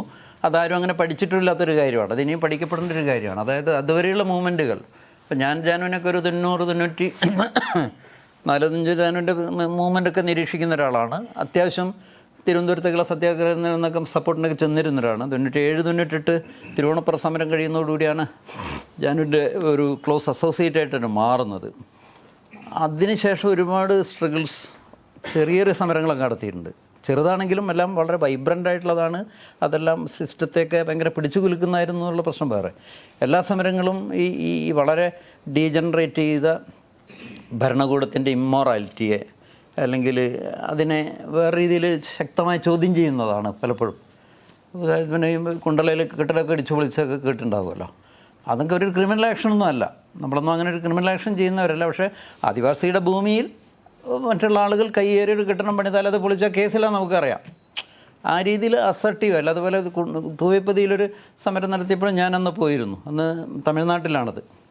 10,000-ഓളം ആദിവാസികളുടെ ഏക്കർ ഭൂമി ഈ ആനക്കെട്ടിക്കപ്പുറം 600 ഏക്കർ ഭൂമി ഒരു സുവോളജിക്കൽ പാർക്കിന് വേണ്ടി വളച്ചെടുക്കുന്നതാണ് ഒരു കോർപ്പറേറ്റ് കമ്പനി. ഇന്നിപ്പോൾ ഏരിയ ഞാനിപ്പം അവിടെ നിരന്തരം പോയിക്കൊണ്ടിരിക്കുന്നതാണ്. അട്ടപ്പാടിയിലെ ഭൂമി തട്ടിയെടുക്കുന്നതിൻ്റെ വലിയൊരു മേഖലയാണെന്നറിയാം. റിസോർട്ട് കമ്പനിയുടെ വലിയൊരു കേന്ദ്രം. അത്തരത്തിലുള്ള ചില ഭയങ്കര മിലിറ്റൻ്റ് എന്നൊക്കെ തോന്നിക്കുമെങ്കിലും ഈ മിലിറ്റൻസ് സംഭവമൊക്കെ വരുന്നത് വളരെ നിയമവിരുദ്ധമായി ഭരണകൂടത്തിൻ്റെ ആശീർവാദത്തോടു കൂടി ചില ആളുകൾ കയറി കെട്ടിടക്ക് വെക്കുന്നുണ്ട്. അതൊക്കെ അടിച്ചു പൊളിച്ചതിൻ്റെ കളയാറ്. അതിൻ്റെ പേരിൽ തിരിച്ച് തല്ലക്കൊണ്ടിട്ടുണ്ടെങ്കിലും കേസൊന്നും ഒരിക്കലും ഉണ്ടാവാറില്ല അതിൻ്റെ പേരിൽ. അപ്പോൾ പക്ഷേ ഇവിടെയെല്ലാം തന്നെ ഈ ഒരു ഫെമിനിറ്റിയുടെ വലിയൊരു ആഘോഷം എന്ന് വേണമെങ്കിൽ പറയാം. ഇതെല്ലാം സ്ത്രീകളാണല്ലോ ഇപ്പോൾ ഉണ്ടാവാറ്. മുത്തങ്ങയുടെയൊക്കെ എത്തുമ്പോഴത്തേക്ക് അതിനകത്തൊരു വേറൊരു തരത്തിലുള്ള ഡിമാർക്കേഷൻ ഉണ്ടാകുന്നുണ്ട്. അതൊരു കമ്മ്യൂണിറ്റിയുടെ അപ്സർജായി മാറുന്നു. ഒരു കമ്മ്യൂണിറ്റിയുടെ ഒരു റീഗെയിനിങ്, തിരിച്ചു വരവെന്ന് വേണമെങ്കിൽ പറയാം. അത് വയനാട്ടിൽ മാത്രമല്ല, ഏതാണ്ട് ഈ കുടിൽകെട്ടി സമരത്തിൻ്റെ ഒരു 40 ദിവസം കഴിയുന്നതിൻ്റെ ഇടയിൽ ഈ പറയുന്ന കാറ്റഗറിയിൽപ്പെട്ട പണി, അടിയ, കാട്ടുനായ്ക്ക, വേട്ടക്കുറുമ തുടങ്ങിയ വേടർ തുടങ്ങിയ വളരെ ഒപ്രസ്ഡ് ആയിട്ടുള്ള കമ്മ്യൂണിറ്റികളെല്ലാം തന്നെ അവരുടെ ഒരു തിരിച്ചുവരവിൻ്റെ ആഘോഷമായിരുന്നത്. തിരിച്ചുവരവിൻ്റെ ആഘോഷം നമുക്ക് കുടിൽകെട്ടിയ സമരത്തിൻ്റെ കാലത്ത് എവിടെയും കണ്ടറിവില്ലാത്ത ആളുകളൊക്കെ തന്നെ കുടിൽ കെട്ടാനുള്ള ഉപാധികളായിട്ട് തിരുവനന്തപുരത്തേക്ക് വന്നേക്കുകയാണ്. ഞാൻ ആദ്യമായിട്ട് വേടരെയൊക്കെ കാണുന്നത് അങ്ങനെയാണ്. ഒരുപക്ഷെ ജാനുവായിരിക്കാം. അപ്പോൾ ഈ വിഭാഗത്തെ ഒരു സോഷ്യോ പൊളിറ്റിക്കൽ ഓർഗാനിസമായി ഡിക്ലെയർ ചെയ്തു എന്നുള്ളതാണ് ഗോത്രമഹാസഭ ചെയ്യുന്നത്. അതിനെ ഒരു കമ്മ്യൂണിറ്റിക്ക് പറ്റിയ രീതിയിലുള്ള ഊരുകൂട്ടങ്ങൾ, ഗ്രാമസഭ, സഭയുടെ മൂപ്പന്മാരൊക്കെ വരും, അങ്ങനെയൊക്കെ ഉള്ളത്. ഗോത്രമഹാസഭ പോലുള്ളൊരു ഒരു ഒരു ഒരു സോഷ്യോ പൊളിറ്റിക്കൽ അപ്പാരറ്റസ് എന്നുള്ള നിലയിൽ അതൊരു ഫെഡറേറ്റിംഗ് പ്ലാറ്റ്ഫോമായിട്ടാണ് കണ്ടത്. ജാനുവാണ് അന്നും ഇന്നും അതിൻ്റെ അധ്യക്ഷ. അത് പിന്നെ അത് സമൂഹം എങ്ങനെയാണോ തിരിച്ചു വരുന്നത് അപ്പം മാത്രം സാധ്യമാവുന്നൊരു കാര്യമായിട്ട് എനിക്ക് തോന്നിയുള്ളൂ. എന്തായാലും അതിലേക്ക് വരുമ്പം സ്വാഭാവികമായിട്ടും അതിൻ്റെ സ്ത്രീകൾക്കും പുരുഷന്മാർക്ക് തുല്യമായ പങ്കാളിത്തക്കുള്ള നിലയിലാണ് സംഘടനാപരമായുള്ള വിഭാവനം ചെയ്തത്. അപ്പം പിന്നെ സ്വാഭാവികം ഈ ഒരു ഗ്രാമസഭാ പൊളിറ്റിക്സിൻ്റെ ഒരു ഗ്രാമസഭകളുടെ ഒരു മഹാകൂട്ടായ്മയുടെ ഒരു അപ്സർജായിട്ട് മാറുമ്പോൾ സ്വാഭാവികമായിട്ടും ഈ ഒരു ചില കോൺട്രഡിക്ഷൻസ് അവിടെ വരുന്നു എന്നെനിക്ക് തോന്നിയിട്ടുണ്ട്. സ്വാഭാവികമായിട്ടും അതിൽ സ്ത്രീകളുണ്ടാവും, പുരുഷന്മാരുണ്ടാവും, ചെറുപ്പക്കാരുടെ വളരെ മിലിറ്റൻ്റ് ഉത്ബോധം ഉണ്ടാകാം. മനസ്സിലായില്ലേ? പരത്തില്ല. ഇത്തരത്തിൽ അതൊരു രാഷ്ട്രീയമായൊരു സമൂഹത്തിൻ്റെ വളർച്ചയുടെ ഒരു ഘട്ടമായിട്ടും എടുക്കുന്നതായിരിക്കും ശരിയെന്ന് എനിക്ക് തോന്നുന്നു. അപ്പോൾ അങ്ങനെ ചില ഗ്യാപ്സ് അല്ലെങ്കിൽ ആ ലെവലിലേക്ക് വരുമ്പോൾ ജാനുവിൻ്റെ തന്നെ പിടിയുന്നത് പോവുകയാണ് ഒരർത്ഥത്തിൽ. ഞാനിനി ഈ പറയുന്നത് എൻ്റെ ഒരു അനുഭവം ഇങ്ങനെ പറയുന്നതുകൊണ്ട് എൻ്റെ ആത്മകഥ അങ്ങനെ വരുന്നതാണത്. സ്വാഭാവികമായിട്ടും അത്തരത്തിലുള്ള ചില ഗ്യാപ്സ് കൂടി ഇനിയും അല്ലെങ്കിൽ അനാലിസിസ്, വിശകലനങ്ങൾ, അല്ലെങ്കിൽ അതേക്കുറിച്ചുള്ള ഒരു വ്യാഖ്യാനമൊക്കെ തന്നെ ഈ ആത്മകഥയുടെ ഒരു പോരായ്മയായിട്ട് തോന്നുന്നു. എന്തായാലും അതിനൊരു പ്രധാനപ്പെട്ട ഒരു ഏരിയ ജാനു പറഞ്ഞു വെക്കപ്പെടാത്തത് ഈ ഒരു സ്ത്രീ അല്ലെങ്കിൽ ഒരു ഫെമിനൈൻ എന്ന് പറയുന്നതിൻ്റെ ജാനുവിൻ്റെ ഒരു ആക്ടിവിറ്റിയുടെ ഒരു കാലഘട്ടത്തെ അതങ്ങനെ എത്രത്തോളം വിശദീകരിക്കാൻ കഴിഞ്ഞു എന്നുള്ളത് എനിക്കൊരു സംശയമുണ്ട്. പക്ഷേ ജാനുവിൻ്റെ വ്യക്തിജീവിതത്തിലും ഒത്തിരി സൗഹൃദങ്ങൾ അങ്ങനെ കടന്നു പോയിട്ടുണ്ട്. ഒരു പക്ഷേ ഈ ബുക്ക് തന്നെ രചിക്കുന്ന ഘട്ടത്തിൽ എനിക്ക് തോന്നുന്നു തുടങ്ങി വെക്കുന്ന ഒരുപാട് കുറിപ്പ് ഉണ്ടാക്കുന്നതിൽ പെൺകുട്ടികളൊക്കെ ജാനുവിൻ്റെ ഒരുപാട് സഹായിച്ചിട്ടുണ്ട്. ശരിയാണ് എന്ന് എനിക്ക് തോന്നുന്നു. അപ്പം അത്തരത്തിലുള്ള ഒരുപാട് എക്സ്പീരിയൻസിലൂടെ കടന്ന ഒരാളാണ് ജാനു. അപ്പോൾ മറ്റൊരു കാര്യം, ഇതിൻ്റെ അതിൽ ഈ മുത്തങ്ങയുടെ കാര്യം പറയുന്നത്, പല സമരങ്ങളെ കുറിച്ച് പറയുന്നതിലൊക്കെ തന്നെ വളരെ ഷോർട്ടായിട്ട് മാത്രമേ വിശദീകരിച്ചുള്ളൂ. അതൊക്കെ വലിയ നാരേറ്റീവിന് സാധ്യതയുള്ളതും വലിയ മേഖലകൾ പോകുന്നതും. കാരണം ആ സമരങ്ങളുടെയൊക്കെ ജാനുവിൻ്റെ മൂവ്മെൻ്റ് ഒരു ഘട്ടം, ആദ്യം ഒരു ദശകം കഴിയുന്നതോടുകൂടി കേരളത്തിൽ ഈ സ്റ്റേറ്റുമായിട്ടുള്ള വലിയൊരു ഡയലോഗിൽ ഏർപ്പെടുന്നൊരു പലപ്പോഴും നമ്മളെയൊക്കെ തന്നെ മീഡിയകളിലൂടെയും മറ്റും ഭയങ്കര ഒരു തീവ്രവാദികളെന്നൊക്കെ ഉള്ള കുറേ നെഗറ്റീവ്സൊക്കെ മീഡിയകൾ തന്നെ ചെയ്തിട്ടുണ്ടായിരുന്നു. ഞാൻ പറയുന്നത് മുത്തങ്ങയുടെ സമയത്ത് തന്നെ ഭൂരിപക്ഷം മാധ്യമ വിശകലനങ്ങളും വന്നത് ഞങ്ങളൊക്കെ ഭയങ്കര കുഴപ്പക്കാരാണെന്ന് പറഞ്ഞ് മാധ്യമ ശ്രദ്ധ നേടപ്പെട്ട ഒരാളാണ് ഞാനൊക്കെ. മാധ്യമപ്രവർത്തകർ തന്നെ അങ്ങനെ വളരെ ബോധപൂർവം ചെയ്തിട്ട് മാർക്കറ്റിങ്ങിന് വേണ്ടി ആയിരിക്കാം. പക്ഷേ അതിൽ മാധ്യമങ്ങൾ ഉൾപ്പെടെ അന്ന് വേണ്ടവണ്ണം പരിഗണിക്കുക ഇന്നും അറിയപ്പെടാത്തത് സ്റ്റേറ്റിൻ്റെ സിസ്റ്റവുമായി ബന്ധപ്പെട്ട കുറേ ഡയലോഗുകളും അവരുടെ രാഷ്ട്രീയ നയരൂപീകരണ മണ്ഡലത്തിൽ വലിയ മാറ്റങ്ങൾ ഉണ്ടാക്കിയെടുത്തിട്ടുണ്ട്. ഈ മൂവ്മെൻറ്റ് ചെറുതല്ല. പ്ലാനിങ്ങിൽ ഈ ട്രൈബൽ പ്ലാനിങ്ങിൻ്റെ ഒരു പുതിയൊരു നാരേറ്റീവ് അത് ഉണ്ടാക്കിയെടുക്കുന്നുണ്ട്. അതുവരെ എന്ന് വെച്ചാൽ കുറേ ഉദ്യോഗസ്ഥരെന്ത് ചെയ്യുന്നു, കുറേ ഫണ്ട് വകയിരുത്തുന്നു, അങ്ങനെയൊക്കെയാണ്. ഏതായാലും 2000-ന് ശേഷം കേരള സർക്കാരിൻ്റെ എന്തെല്ലാം തരത്തിലുള്ള പൊളിറ്റിക്കൽ സ്റ്റെപ്സ് ട്രൈബൽ ഇഷ്യൂസിൽ എടുത്തിട്ടുണ്ടോ അവിടെയെല്ലാം തന്നെ ഗോത്രമഹാസഭയും CK ജാനുവും ആദിവാസികളും ഒരു സ്റ്റേക്ക് ഹോൾഡറാണെന്നുള്ളത് മാത്രമല്ല, അതിലെ നിരവധി ഉത്തരവുകൾ, നിരവധി സർക്കുലറുകൾ ട്രൈബൽ സപ്ലാനിൻ്റെ ഒരു പാർട്ടായി നേരത്തെ തന്നെ TSP ഒക്കെ ഉണ്ട് എങ്കിലും, ഫോർ എക്സാമ്പിൾ 2001 കുടിയേറ്റ സമരത്തിൻ്റെ ഭാഗമായിട്ടുണ്ടാകുന്ന ആദിവാസി പുനരധിവാസ മിഷൻ ഒരു സാധനമുണ്ട്, TRDM. അതിന്ന് ട്രൈബൽ അഡ്മിനിസ്ട്രേഷൻ്റെ വലിയൊരു ഏരിയ ആണത്. 100 കോടി രൂപ എല്ലാ വർഷം വകയിരുത്തുന്നതും. പക്ഷെ അത് പിന്നീട് മാറി വന്നിടതുപോലെ അത് ഗവൺമെൻറ്റുകൾ അതിനെ ദുർബലപ്പെടുത്തിയിട്ടുണ്ടെങ്കിലും ആ സംഭവം ഇപ്പോഴും നിലനിൽക്കുന്നുണ്ട്. വിവരമായി ഊരുകൂട്ടങ്ങളെ സംബന്ധിച്ചുള്ള ഉത്തരവുകൾ, പഞ്ചായത്ത് രാജിൽ പിന്നീട് ട്രൈബൽ കമ്മ്യൂണിറ്റികൾക്കുള്ള പ്രത്യേക പ്രാതിനിധ്യത്തിൻ്റെ വിഷയം, ഭൂവിതരണത്തിൽ തന്നെ ആ പാക്കേജിനപ്പുറം ഇന്നൊന്നും തന്നെ വേറെ ആർക്കും ഒന്നും ഉണ്ടാക്കിയിട്ടില്ല. ഇപ്പം ചെങ്ങറ, അരിപ്പ പോലുള്ള സമരങ്ങളുടെ ഉണ്ടാക്കിയിട്ടുണ്ടെങ്കിലും ഈ ജാനുവിൻ്റെ മൂവ്മെൻ്റ് എല്ലായ്പ്പോഴും ഞാൻ ആദ്യം പറഞ്ഞ പോലെ ഒരു സെക്യുലർ മൂവ്മെൻ്റായിട്ടാണ് പോയിട്ടുള്ളത്. അല്ലാതെ സ്വന്തം ജാതിക്ക് വേണ്ടിയോ എവിടെയെങ്കിലും ഒരു 50 ഏക്കറിൽ സമരം ചെയ്യുന്ന അവർക്ക് പട്ടയം കിട്ടാൻ ഉണ്ടാക്കുന്ന പാക്കേജ് ഉണ്ടാക്കാനല്ല. ഗവൺമെൻറ്റുമായിട്ട് ബന്ധപ്പെട്ട കരാറുകൾ ഉണ്ടാക്കുക, ഗവൺമെൻറ്റിൻ്റെ പോളിസിയിൽ ഡിസിഷൻസ് ഇടപെട്ടിട്ട് പോലും നയപരമായിട്ടുള്ള തീരുമാനങ്ങൾ എടുക്കുക, എല്ലാവർക്കും ലാൻഡ് കിട്ടുക. അവിടെ 2001 കുടിയേറ്റ സമരത്തിൻ്റെ ഭാഗമായിട്ടുള്ള എഗ്രിമെൻറ്റ് മുഴുവൻ ഭൂരഹിതരായുള്ള ആദിവാസികൾക്ക് ഭൂമി കൊടുക്കാനാണ്. ഇവിടുത്തെ മലയരോ കാണിക്കാരോ അല്ലെങ്കിൽ കുറിച്ചൊരാരും തന്നെ ട്രൈബൽ ഓട്ടോണമി വേണമെന്ന് ഇന്നും ആവശ്യപ്പെട്ടിട്ടില്ല. പെസാ നിയമം വേണമെന്നും പെസാ നിയമത്തിന് കൃത്യമായിട്ടുള്ള ഒരു രൂപരേഖ ഉണ്ടാക്കണമെന്നും പറഞ്ഞിരിക്കുന്നത് ഈ ഡൗൺ റോഡൻ കമ്മ്യൂണിറ്റി എന്നുള്ള ജാനുവാണ്. അതുമാത്രമല്ല, അത് രാഷ്ട്രീയ ഭരണ നയത്തിൻ്റെ പാർട്ടായി മാറുകയും 2001 തന്നെ അവരത് ആക്സെപ്റ്റ് ചെയ്തു. അന്ന് കുട്ടപ്പനായിരുന്നല്ലോ മന്ത്രി. പക്ഷെ അവരൊരു വേണ്ടവണ്ണം അത് കേന്ദ്ര സർക്കാരിന് കൊടുക്കാത്തത് കൊണ്ട് അതൊരു തീരുമാനമാവാതെ അവർ റിട്ടേൺ ചെയ്തു. പിന്നെ 2014 ഇത് വീണ്ടും നമ്മളൊരു വേറെ സ്റ്റെപ്പിലേക്ക് പോകുന്നത്, നിൽപ്പ് സമരം 6 മാസമുള്ള. അത് നമ്മൾ വളരെ ബുദ്ധിപൂർവ്വം നീക്കിയൊരു കാര്യമായിരുന്നു. അത് അങ്ങോട്ട് 6 മാസമല്ല, നമുക്ക് ഒരു 10 കൊല്ലം വേണേൽ പോകാൻ പറ്റുന്നൊരു പൊട്ടൻഷ്യൽ ഉണ്ടെന്നുള്ള ബോധ്യം വന്നപ്പോൾ തന്നെയാണ്. എന്തായാലും അന്ന് സമഗ്രമായിട്ടുള്ള ഒരു പൊസിഷൻ പേപ്പർ ഞാൻ നേരത്തെ സൂചിപ്പിച്ച ഈ സുബ്രത വിശ്വാസ് എന്ന് പറയുന്ന ഒരു പ്രിൻസിപ്പൽ സെക്രട്ടറി ആയിരുന്നു. അദ്ദേഹം ഒരു ബംഗാളുകാരനാണ്. പുള്ളി വെൽവേഴ്സ്ഡ് ആയിരുന്നു. പുള്ളി ഒരുപാട് സുഹൃത്തുക്കൾ സെൻട്രൽ സെക്രട്ടറിയിലുണ്ട്. അത് ആക്സെപ്റ്റ് ചെയ്തു. പിന്നെ ഭരണത്തിൽ നമുക്കന്ന് കുറച്ചൊരു ഇൻറോഡ്സ് ഉണ്ടായി. മേധയൊക്കെ വന്നു, അങ്ങനെ ഒരു ഡയലോഗ് നടത്തിക്കൊണ്ട് ഒരു ഗുണവും നമുക്ക് കിട്ടിയിരുന്നു. എന്തായാലും അത് സെൻട്രൽ ഗവൺമെൻറ് ഞാൻ പറഞ്ഞതിൽ ചെറിയൊരു മിസ്റ്റേക്ക് ഉള്ളത് എനിക്ക് തോന്നുന്നു. അതിനിപ്പോൾ തടസ്സം നിൽക്കുന്ന LDF ഗവൺമെൻറ്, അത് നമ്മൾ അങ്ങനെ തുറന്ന് പറയണ്ടേ. BJP ഗവൺമെൻറ് സെൻട്രൽ ഗവൺമെൻറ് അത് ആക്സെപ്റ്റ് ചെയ്തിട്ടുണ്ട്. അങ്ങനെയാണ് എൻ്റെ വസ്തുത. തത്വത്തിൽ അവർ അംഗീകരിച്ചിട്ടുണ്ട്. ഇൻ പ്രിൻസിപ്പിൾ അവർ ആക്സെപ്റ്റ് ചെയ്യും. ഡീറ്റെയിൽ ആയിട്ടുള്ള മാപ്പ് ചെയ്ത് പ്രപ്പോസ് ചെയ്ത് കൊടുക്കാനാണ് പറഞ്ഞത്. അപ്പോൾ അതേ സംബന്ധിച്ച് പിന്നീട് കില 2 നാഷണൽ സെമിനാർ നടത്തി. ഒരു തദ്ദേശ സ്വയംഭരണ വകുപ്പാണല്ലോ ഇത്. അവർ വളരെ ഡീറ്റെയിൽ ആയിട്ടുള്ള പ്രപ്പോസൽ കൊടുത്ത് സെൻട്രൽ ഗവൺമെൻറ്റെയും സംസ്ഥാന ഗവൺമെൻറ്റെയും മുമ്പിൽ. കിർട്ടാർസ് കാര്യമായിട്ടും ചെയ്യുന്നില്ല. എന്തായാലും പെസ പോലുള്ള ഒന്ന് അതിൻ്റെ വലിയൊരു ബ്രേക്ക് ത്രൂ കേരളത്തിൽ നടന്നു കഴിഞ്ഞിട്ടുണ്ട്. പക്ഷേ രാഷ്ട്രീയ പാർട്ടികൾക്ക് വലിയൊരു താല്പര്യമില്ലാത്തത് കൊണ്ട് അത് മുന്നോട്ട് പോയിട്ടില്ല എന്നേ ഉള്ളൂ. അപ്പോൾ അത്തരത്തിലുള്ള നിരവധി മണ്ഡലങ്ങളിൽ ഇപ്പോൾ പലപ്പോഴും പല സ്പെഷ്യൽ ഗവൺമെൻറ്റും കുടിൽ കെട്ടിയ സമരത്തിന് ശേഷമാണ് നടന്നിട്ടുള്ളത്. ഈവൻ ആ മേഖലയിൽ ഈ പഞ്ഞമാസത്തിൽ സൗജന്യ റേഷൻ കൊടുക്കുക എന്ന് പറയുന്നത് പിന്നീട് പിണറായി സർക്കാർ കിറ്റായിട്ട് മാറ്റിയല്ലോ. ഇതാദ്യം തുടങ്ങിയേക്കുന്ന പട്ടിണി മരണത്തിൻ്റെ ഒരു കോൺടെക്സ്റ്റിലാണ് തുടങ്ങി വെക്കുന്നത്, ജൂൺ ജൂലൈ മാസങ്ങളിലേത്. അത് പിന്നീട് കേരളത്തിൽ ആരും പിന്നോട്ട് പോയിട്ടില്ല. ഇപ്പം PDS സിസ്റ്റത്തിൻ്റെയൊക്കെ രീതി മാറുന്നതുകൊണ്ട് വീണ്ടും പഴയ സിസ്റ്റത്തിലേക്ക് പോകാമാം. പക്ഷേ എന്നാലും ഇതുകൊണ്ട് മാത്രമാണ് കേരളത്തിൽ നിന്നും പട്ടിണി മരണം നടക്കാത്തത്. ഇങ്ങനെ നിരവധി മേഖലകളിൽ ആ സമരങ്ങളിലൂടെ വലിയ ഇൻട്രോഡ് സൃഷ്ടിക്കാൻ കഴിഞ്ഞിട്ടുണ്ടെന്ന് മാത്രമല്ല നിരവധി ഉത്തരവുകൾ, അല്ല FRAയുടെ വനാവകാശ നിയമത്തിൻ്റെ കാര്യത്തിൽ അങ്ങനെ ധാരാളം കാര്യങ്ങൾ ഉള്ള വലിയ ഇൻട്രോഡ്സ് ആ മൂവ്മെൻറ്റ് ഉണ്ടാക്കിയിട്ടുണ്ട്. അത് അതിൻ്റെ ഒരു പൊളിറ്റിക്കൽ നെഗറ്റീവിൽ കാര്യമായി വന്നിട്ടില്ല എന്നുള്ള ഒരു പോരായ്മ. അതൊരു പോരായ്മയായിട്ടല്ല ഞാൻ പറയുന്നത്, അതെല്ലാം പരാമർശിച്ചു പോകുന്നുണ്ട്. പക്ഷേ അത്തരത്തിലുള്ള വലിയൊരു ചലനം ഇതിൻ്റെ ഉള്ളിൽ, സിസ്റ്റത്തിൻ്റെ ഉള്ളിൽ ഉണ്ടാക്കിയെടുക്കാൻ കഴിഞ്ഞിട്ടുണ്ട്. അതിന് അത്രയും തന്നെ ഒരു സാധ്യതയെ ഗോത്രമഹാസഭയിലുള്ള വിവിധ കമ്മ്യൂണിറ്റികളും ദളിത് കമ്മ്യൂണിറ്റികളും തന്നെ വേണ്ടവണ്ണം മനസ്സിലാക്കിയോ എന്നുള്ളതൊരു വലിയ പ്രശ്നമാണ്. എന്തായാലും പിന്നെ ഇങ്ങനെയുള്ള കുറേ കാര്യങ്ങളൊക്കെ ആയിരിക്കാം മുൻ സംസാരിച്ച ആളുകളും പറഞ്ഞിരിക്കാൻ ഇടയുണ്ടെന്ന് ഞാൻ വിചാരിക്കുന്നു.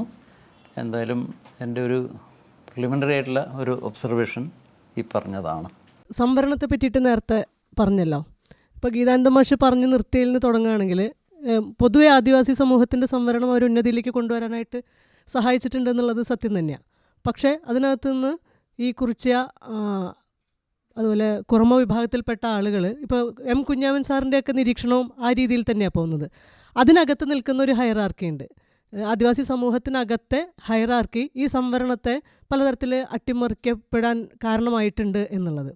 ഇങ്ങനൊരു ആത്മകഥ ഉണ്ടായത് പോലും CK ജാനുവിൽ നിന്ന് മാത്രമാണ്. ഒരു കുറച്ച് വിഭാഗത്തിൽ നിന്ന് ഇങ്ങനെ ഒരു ആത്മകഥയ്ക്ക് സാധ്യതയില്ല എന്ന് തന്നെയാണ് നമുക്ക് മനസ്സിലാവുന്നത്. കാരണം അതിൻ്റെ ഈ ബെനിഫിറ്റ്സ് എല്ലാം ഇത്തരത്തിൽ കേന്ദ്രീകരിക്കപ്പെടുന്നുണ്ട്. അതിൻ്റെ അന്തസത്തയെ, സംവരണത്തിൻ്റെ അന്തസത്തയെ അത് അട്ടിമറിക്കപ്പെടുന്നുണ്ടെന്ന് തന്നെയാണ് നമുക്ക് മനസ്സിലാക്കാൻ പറ്റുന്നത്. ജാനുവിൻ്റെ അഭിപ്രായം എന്താണ്? ഈ ആദിവാസി സമൂഹത്തിനകത്തെ സംവരണം എങ്ങനെയാണ് അട്ടിമറിക്കപ്പെടുന്നതെന്നാണ് തോന്നുന്നത്? എൻ്റെ ഒരു അഭിപ്രായം, ഇപ്പോൾ കേരളത്തിലെ പട്ടികജാതി പട്ടികവർഗ ജനവിഭാഗങ്ങൾക്ക് 10% സംവരണമാണുള്ളത്. അതിൽ ശരിക്കും പറഞ്ഞാൽ 2% സംവരണമാണ് ഈ STക്ക് കിട്ടുന്നത്. 8% സംവരണം SCക്കാണ് കിട്ടിക്കൊണ്ടിരിക്കുന്നത്. അപ്പോൾ ആദ്യ കാലഘട്ടങ്ങളിൽ ശരിക്കും പറഞ്ഞാൽ ഈ 2% സംവരണത്തിനകത്ത് കയറാനുള്ള ആളുകളെ ഉണ്ടായിരുന്നുള്ളൂ, ആദിവാസിയായിട്ടുള്ള ആളുകൾ. അപ്പോൾ ഇപ്പോൾ എല്ലാ വിഭാഗത്തിലുള്ള ആളുകളും പഠിക്കാത്ത കുട്ടികൾ കുറവാണ്. ശരിക്കും സ്കൂളിൽ പോകാത്തവരും പഠിക്കാത്തവരും, ഇപ്പോൾ ഡിഗ്രിക്ക് പോകാത്ത, പോസ്റ്റൽ ഗ്രാജുവേറ്റ് ഇങ്ങനെയൊക്കെ എടുക്കാത്തവരും ഇപ്പോൾ കുറവാണ്. കഷ്ടപ്പെട്ടായാലും ഒരുപാട് സ്ഥലത്ത് അച്ഛനമ്മമാരെ സപ്പോർട്ട് ചെയ്തിട്ടും കുട്ടികൾ തനിയെ പണിയെടുത്തിട്ടും ഒക്കെ അങ്ങനെ പോകുന്നുണ്ട്. പക്ഷേ ഇത്തരം ആളുകളൊക്കെ പരിഗണിക്കപ്പെടാത്തതിൻ്റെ ഒരു പ്രശ്നമുണ്ട്. അതുകൊണ്ട് എൻ്റെ ഒരു അഭിപ്രായം ഈ സംവരണ തോത് തന്നെ ഒന്ന് മാറ്റണമെന്നാണ്. ഇപ്പോൾ ഈ 2% സംവരണം എന്നുള്ള വിഷയം ഒരു 5%ത്തിലേക്ക് ഒരു 3% കൂടെ കൂട്ടി ഒരു 5% സംവരണം SCക്ക് മാത്രമായിട്ട് കൊണ്ടുവരണം. അങ്ങനെ വരുമ്പോൾ ഇപ്പോൾ ഞാൻ ഈ കുർച്ചരും മലയരരും മറ്റിതര ആദിവാസികളൊക്കെ അവർ ആദിവാസിയായിട്ട് ജീവിക്കണം. അവരുടെ സംസ്കാരവും അവരുടെ ജീവിതമൊക്കെ അത് തന്നെ. അവർ ജാതിയിൽ നിന്ന് പുറത്താക്കാൻ ഒരു ആൾക്കും അവകാശമൊന്നുമില്ല. മലയരേനായിട്ട് തന്നെ ജീവിക്കണം, കുർച്ചനായിട്ട് തന്നെ, മുള്ളക്കുറുമനായിട്ട് തന്നെ ജീവിക്കണം. ഇപ്പോൾ അവരിൽ ഉള്ള ആളുകളാണ് കൂടുതൽ വിദ്യാസമ്പന്നരായിട്ട് വന്നുകൊണ്ടിരിക്കുന്നത്. അതിന് ചില കാരണങ്ങൾ. അപ്പോൾ ഇവർ ഈ കുർച്ചർ ശരിക്കും കൂട്ടുകുടുംബ വ്യവസ്ഥിതിയിൽ താമസിക്കുന്ന ആളുകളാണ്. കൂട്ടുകുടുംബ വ്യവസ്ഥിതിയിൽ ഒരു 25 ഏക്കർ ഭൂമി ഉണ്ടെങ്കിൽ അത് എല്ലാവരും ഡിവൈഡ് ചെയ്യാതെ തുല്യമായിട്ടാണ് ശരിക്കും വെച്ചുകൊണ്ടിരിക്കുന്നത്. അപ്പോൾ അതിനെ പരമാവധി പ്രയോജനപ്പെടുത്തി അവർ സമ്പന്നർ എന്നുള്ള നിലയിലേക്ക് അവർക്ക് അങ്ങനെ ഒരു ധാരണയുണ്ട്. അതില്ലാന്നൊന്നും ഞാൻ പറയുന്നില്ല. ഇപ്പോൾ പല കുറച്ച കുടുംബങ്ങളിലും ഞങ്ങളുടെ കൂട്ടത്തിലുള്ള അടിയന്മാരെയും പണിയ സമുദായത്തിലെ കാട്ടുനായ്ക്ക സമുദായത്തിലെ ആളുകളെ കയറ്റില്ല. പക്ഷേ എന്നെ എല്ലാ കുടുംബത്തിലും എന്നെ കയറ്റിയിട്ടുണ്ട് കേട്ടോ. ഈ കൂടുതൽ അയിത്തമുള്ള കുറച്ച കുടുംബത്തിലും എന്നെ കയറ്റിയിട്ടുണ്ട്. അവിടെ കയറ്റിയിട്ടുണ്ട്, അവിടെ ഭക്ഷണവും തന്നിട്ടുണ്ട്. എനിക്ക് അങ്ങനെ ഒരു അനുഭവമാണ് ശരിക്കും ഉണ്ടായിട്ടുള്ളത്. അത് ബാക്കിയുള്ളവരെ അവരങ്ങനെ കയറ്റിയിട്ടില്ല. അതൊരു പ്രശ്നം തന്നെയാണ്. അത് ശരിക്കും പരിഹരിക്കപ്പെടേണ്ടതാണ്. ഇപ്പോൾ ഈ മലയരരും കുറിച്ചരും മുള്ളക്കുറുമരും ഒക്കെ ഈ ജോലി മുഴുവനായിട്ടും തട്ടിക്കൊണ്ട് പോകുന്നു എന്നൊന്നും ഞാൻ ശരിക്കും ഇതിനകത്ത് തട്ടിമറിക്കപ്പെടുന്നുണ്ട് അങ്ങനെയൊന്നും ഞാൻ വിചാരിക്കുന്നില്ല. കാരണം ഈ ജോലിക്ക് അർഹമായിട്ടുള്ള ഒരു വിദ്യാഭ്യാസം ഇവരുടെ ഇടയിലുണ്ട്. അപ്പോൾ അതുകൊണ്ട് അവരെ കൂടുതൽ പരിഗണിക്കപ്പെടുകയും ഇവരുടെ ആളുകൾ നേരത്തെ തൊട്ട് എംപ്ലോയി ആയിട്ട് മാറിയതുകൊണ്ട് അവർ ഇത്തരം മേഖലയിൽ അവർക്ക് കൂടുതൽ ഇടപെടാനുള്ള ഒരു സാധ്യതയും പേസും അവർക്കുള്ളത്. അത് പരമാവധി അവർ പ്രയോജനപ്പെടുത്തി അവരുടെ സമുദായത്തിന് എന്നുള്ള നിലയിലേക്ക് അത് മാറ്റുന്നുണ്ട്. അത് ശരി തന്നെയാണ്. ആ കാര്യത്തിൽ ഞാൻ തർക്കമൊന്നും പറയുന്നില്ല. അത്തരം ഒരു സംഭവം പൊതുവെ എല്ലാവരും ആദിവാസി, കേരളത്തിൽ 36 വിഭാഗത്തിലുള്ള ഒരു ആദിവാസി എന്നുള്ള ഒരു പരിഗണനയിൽ എല്ലാ വിഭാഗക്കാരും അത്തരം ഒരു രീതിയിലേക്ക് വരുന്നില്ല. ചിലവരെങ്കിലും അതിന് മാറി നിൽക്കുന്ന ഒരു അവസ്ഥയുണ്ട്. അപ്പം ഞാൻ പറയുന്നത് ഇത്തരം ആളുകൾ മാറ്റി നിർത്തപ്പെടേണ്ടവരല്ല ശരിക്കും. ഈ 36 വിഭാഗവും ഈ ഗോത്ര തനിമയിൽ തന്നെ ജീവിക്കണം എന്നൊരു ആഗ്രഹത്തില്ല. ഞാനൊക്കെ ഇപ്പോൾ എത്ര ഇതായാലും എൻ്റെ ഗോത്ര ആചാരമൊന്നും വിട്ടിട്ട് ഞാൻ എന്തായാലും കളിക്കാൻ നിൽക്കില്ല. അത് നിലനിർത്തിക്കൊണ്ട് അത് വിട്ടാൽ ഞാൻ അസ്തിത്വമില്ലാത്ത ഒരു വ്യക്തിത്വമില്ലാത്ത ആളായിട്ടാണ് ഞാൻ മാറുക. ആ പ്രശ്നങ്ങൾ പരിഹരിക്കുന്നതിന് വേണ്ടി ഈ സംഭരണ തോത് ശരിക്കും കൂട്ടണം. 2% എന്നുള്ളത് ഇപ്പോൾ എൻ്റെ പ്രായത്തിലുള്ള ആളുകൾ ആരും സ്കൂളിൽ പോയിട്ടേ ഇല്ല. ഞാനും പോയിട്ടില്ല, എൻ്റെ പ്രായത്തിലുള്ള ആളുകൾ ആരും പോയിട്ടില്ല. പക്ഷെ ഇപ്പോൾ ഉള്ള ഞങ്ങളുടെ കുടുംബത്തിലുള്ള മുഴുവൻ ആളുകളും സ്കൂളിൽ പോയൊരു പഠിച്ചവർ. ഇപ്പോൾ എൻ്റെ ആങ്ങളയുടെ മോനിപ്പോൾ ഡോക്ടറാണ്. കാസർഗോഡ് ബദിയടുക്ക താലൂക്ക് ആശുപത്രിയിൽ ഡോക്ടറാണ്. അപ്പോൾ അങ്ങനെ പഠിക്കുന്ന തലത്തിലേക്ക് ഇപ്പോൾ എല്ലാവരും വരുന്നുണ്ട്. അപ്പോൾ എല്ലാ കുടുംബങ്ങളിലും അങ്ങനെ വരുമ്പോൾ ആദ്യത്തെ ആ വ്യവസ്ഥിതിക്ക് ഒരു മാറ്റം ഉണ്ടാക്കണം. ഇപ്പോൾ മുന്നോക്കക്കാരിൽ പിന്നോക്കക്കാർക്ക് സംഭരണം ഉണ്ടാക്കുന്ന നാടാണ് നമ്മുടെ കേരളം. അതിൽ ഏറ്റവും പിന്നോക്കം നിൽക്കുന്ന ആളുകളുടെ സംഭരണത്തിൻ്റെ തോതൊന്നും കൂട്ടുന്നതിന് എന്താ പ്രശ്നം? മുന്നോക്കക്കാരിൽ പിന്നോക്കക്കാരുണ്ടാക്കി അവർക്ക് 10% സംഭരണം കൊടുക്കുന്ന ഈ പ്രദേശത്ത് അങ്ങനെ ഒരു സംഭവത്തിലേക്ക് വന്നിട്ട് ഈ ആളുകളെ ഡിവൈഡ് ചെയ്യുന്ന ഒരു സംഭവത്തിലേക്ക് പോകരുതെന്നാണ് എൻ്റെ ഒരു അഭിപ്രായമുള്ളത്. അത് എൻ്റെ ഒരു നിരീക്ഷണത്തിൻ്റെ ഭാഗമായിട്ടാണ് ഞാൻ അത് പറയുന്നത്. മറ്റൊരു കാര്യം കൂടെ, നേരത്തെ ഗീതാനന്ദ മാഷ് പറഞ്ഞ് ഉള്ളിലെ ഫെമിനിറ്റിയെ തിരിച്ചറിഞ്ഞിട്ടുണ്ടോ ജാനു എന്ന്, ആ രീതിയിലാണോ അതിനെ കണ്ടിട്ടുള്ളതെന്ന് പറഞ്ഞു. അങ്ങനെ ഉള്ളിലുള്ള ആ സംഭവത്തെ തിരിച്ചറിഞ്ഞിട്ട് തന്നെയാണോ അത്ര ഒരു മൂവ്മെന്റിലേക്ക് വന്നത്? ഇല്ല, അത് ഇപ്പൊ മാഷ് പറഞ്ഞപ്പോഴാണ് അങ്ങനെ ഒരു സാധനം ഉണ്ടോ, അങ്ങനെ ഒരു സാധനം ഉണ്ടോന്ന് ഞാനും ആലോചിക്കുമായിരുന്നു. സത്യത്തിൽ എനിക്കറിയില്ല അങ്ങനെ ഒരു സംഭവം ഉണ്ടോന്ന്. പക്ഷേ ഈ നമ്മളുടെ ഓരോ സമരത്തിലും കാര്യങ്ങളിലും ഒക്കെ നടക്കുമ്പോൾ മാഷ് പറഞ്ഞൊരു കാര്യമുണ്ട്. എനിക്ക് ഏറ്റവും കൂടുതൽ സ്ത്രീ കൂട്ടുകാരാണ്. അത് ആദിവാസികളുടെ ഇടയിലായാലും പൊതുസമൂഹത്തിൻ്റെ ഇടയിലായാലും നിങ്ങൾക്ക് എപ്പോഴും നോക്കിയാലും അത് കാണാൻ പറ്റും. എനിക്ക് ഏറ്റവും കൂടുതൽ ഉണ്ടാവുന്ന സ്ത്രീ കൂട്ടുകാരാണ്. അവരുമായിട്ടുള്ള ഒരു കമ്മ്യൂണിക്കേഷനും ബന്ധമാണ് ഞാൻ കൂടുതൽ നിലനിർത്തുന്നതും. അതിൻ്റെയൊക്കെ ഒരു അപജയം എൻ്റെ ഈ കഴിഞ്ഞ കാലങ്ങളിൽ ഉണ്ടായിട്ടുണ്ട്. അത് എല്ലാവർക്കും മനസ്സിലായിട്ടുണ്ടാവും ഞാൻ വിചാരിക്കുന്നു. ഞാൻ വിചാരിക്കുന്നു. പക്ഷേ സ്ത്രീകളാണ് ശരിക്കും ഈ ലോകത്തിലെ എല്ലാ പ്രശ്നത്തിൻ്റെയും ഒരു 100%-ൽ 90% ഭാരമേൽക്കുന്നത് സ്ത്രീകളാണ്. അപ്പോൾ സ്ത്രീകളുടെ ഈ ഭാരത്തിനൊരു പരിധി ഉണ്ടാവുക എന്നാണ് ശരിക്കും ഞാനൊക്കെ അതിനകത്ത് ഉദ്ദേശിക്കുന്നത്. അതിൽ വേറെ രീതിയിലുള്ള ഒരു സംഭവമൊന്നും അതിനകത്ത് ഉദ്ദേശിക്കുന്നില്ല. കാരണം ഇപ്പോൾ മാഷ് വിശദീകരിച്ച ഒരു കാര്യം ശരിയാണ്. ഇപ്പോൾ എല്ലാ പ്രശ്നങ്ങളും നേരിടേണ്ടി വരുന്നത് സ്ത്രീകളാണ് ശരിക്കും. ഇപ്പോൾ ഞാൻ മാഷോടൊക്കെ തന്നെ പൊതുപ്രവർത്തന രംഗത്ത് നിൽക്കുമ്പോൾ പറഞ്ഞിട്ടുണ്ട്. ഞാനൊരു വീട് വെക്കുന്ന സമയത്ത് ഞങ്ങളുടെ കൂട്ടത്തിലെ പൊതുപ്രവർത്തകർ ഇങ്ങനെയുള്ള നേതാക്കന്മാർക്ക് വീടൊന്നും വെക്കാൻ പറ്റില്ല, നിങ്ങൾ പൊതുപ്രവർത്തനത്തിൽ ലൈവായി നിൽക്കേണ്ടതാണ്. അപ്പോൾ ഞാൻ പറഞ്ഞിട്ടുണ്ട്, നിങ്ങളെല്ലാവരും പുരുഷന്മാരാണ്. നിങ്ങളെ വീട്ടിൽ പൊതുപ്രവർത്തനം നടത്തി നിങ്ങളെ ആരും പരിഗണിച്ചിട്ടില്ല, ഭാര്യയും മക്കളൊന്നും പരിഗണിച്ചിട്ടില്ലെങ്കിൽ നിങ്ങൾ കടത്തിണ്ണയിൽ ബസ് സ്റ്റാൻഡിൽ നിങ്ങൾക്ക് ഒരു രാത്രി ഉറങ്ങാൻ പറ്റും. പക്ഷെ ഞാനൊരു പെണ്ണാണ്, എനിക്ക് ഈ കടത്തിണ്ണയിലും ബസ് സ്റ്റാൻഡിലും കിടക്കാൻ പറ്റില്ല. അതുകൊണ്ട് പെണ്ണുങ്ങൾക്ക് വീടുണ്ടായേ പറ്റൂ. അങ്ങനെയാണ് ശരിക്കും ഞാനൊക്കെ വീടുണ്ടാക്കുന്നത് അത്തരം രീതിയിൽ. അപ്പോൾ അങ്ങനെ കുറേ കാര്യങ്ങൾ നമ്മൾ പോകുമ്പോൾ അതിൻ്റെ പൂർണ്ണ ഉത്തരവാദിത്തങ്ങൾ ഭാരം ഒക്കെ ഏറ്റെടുക്കുന്ന സ്ത്രീകളാണ്. അപ്പം ഞങ്ങളുടെയൊക്കെ കൂട്ടത്തിലുള്ള പുരുഷന്മാർ കുടകിലേക്ക് പണിക്ക് പോയി 6 മാസം കഴിഞ്ഞാലും വരില്ല. അപ്പോൾ 2-3 മക്കളെയും വെച്ചിട്ട് ഈ അമ്മയാണ് ഈ വീട്ടിൽ ബുദ്ധിമുട്ടുന്നത്. അവിടെ കുട്ടികൾക്ക് ഉറങ്ങാൻ സൗകര്യമില്ലെങ്കിൽ, സ്ഥലമില്ലെങ്കിൽ, ഭക്ഷണം ഇല്ലാത്തത് ഒക്കെ സ്ത്രീകളാണ്. അതുകൊണ്ട് സ്ത്രീകളാണ് കൂടുതൽ സമരത്തിനകത്ത് വളരെ ലൈവായിട്ട് നിൽക്കുന്നത്. ഇപ്പോൾ പല സമരങ്ങളും നടത്തുമ്പോൾ പുരുഷന്മാരൊക്കെ ഭയങ്കര വീരവാദം ചില ആളുകൾ, എല്ലാവരും അല്ല, ചിലവർ പറയും. പക്ഷെ എന്തെങ്കിലും ഒരു പ്രശ്നം വരുമ്പോൾ അവരും എല്ലാം അവിടുന്ന് മാറിക്കളയും. പക്ഷേ സ്ത്രീകൾ അവിടുന്ന് മാറില്ല.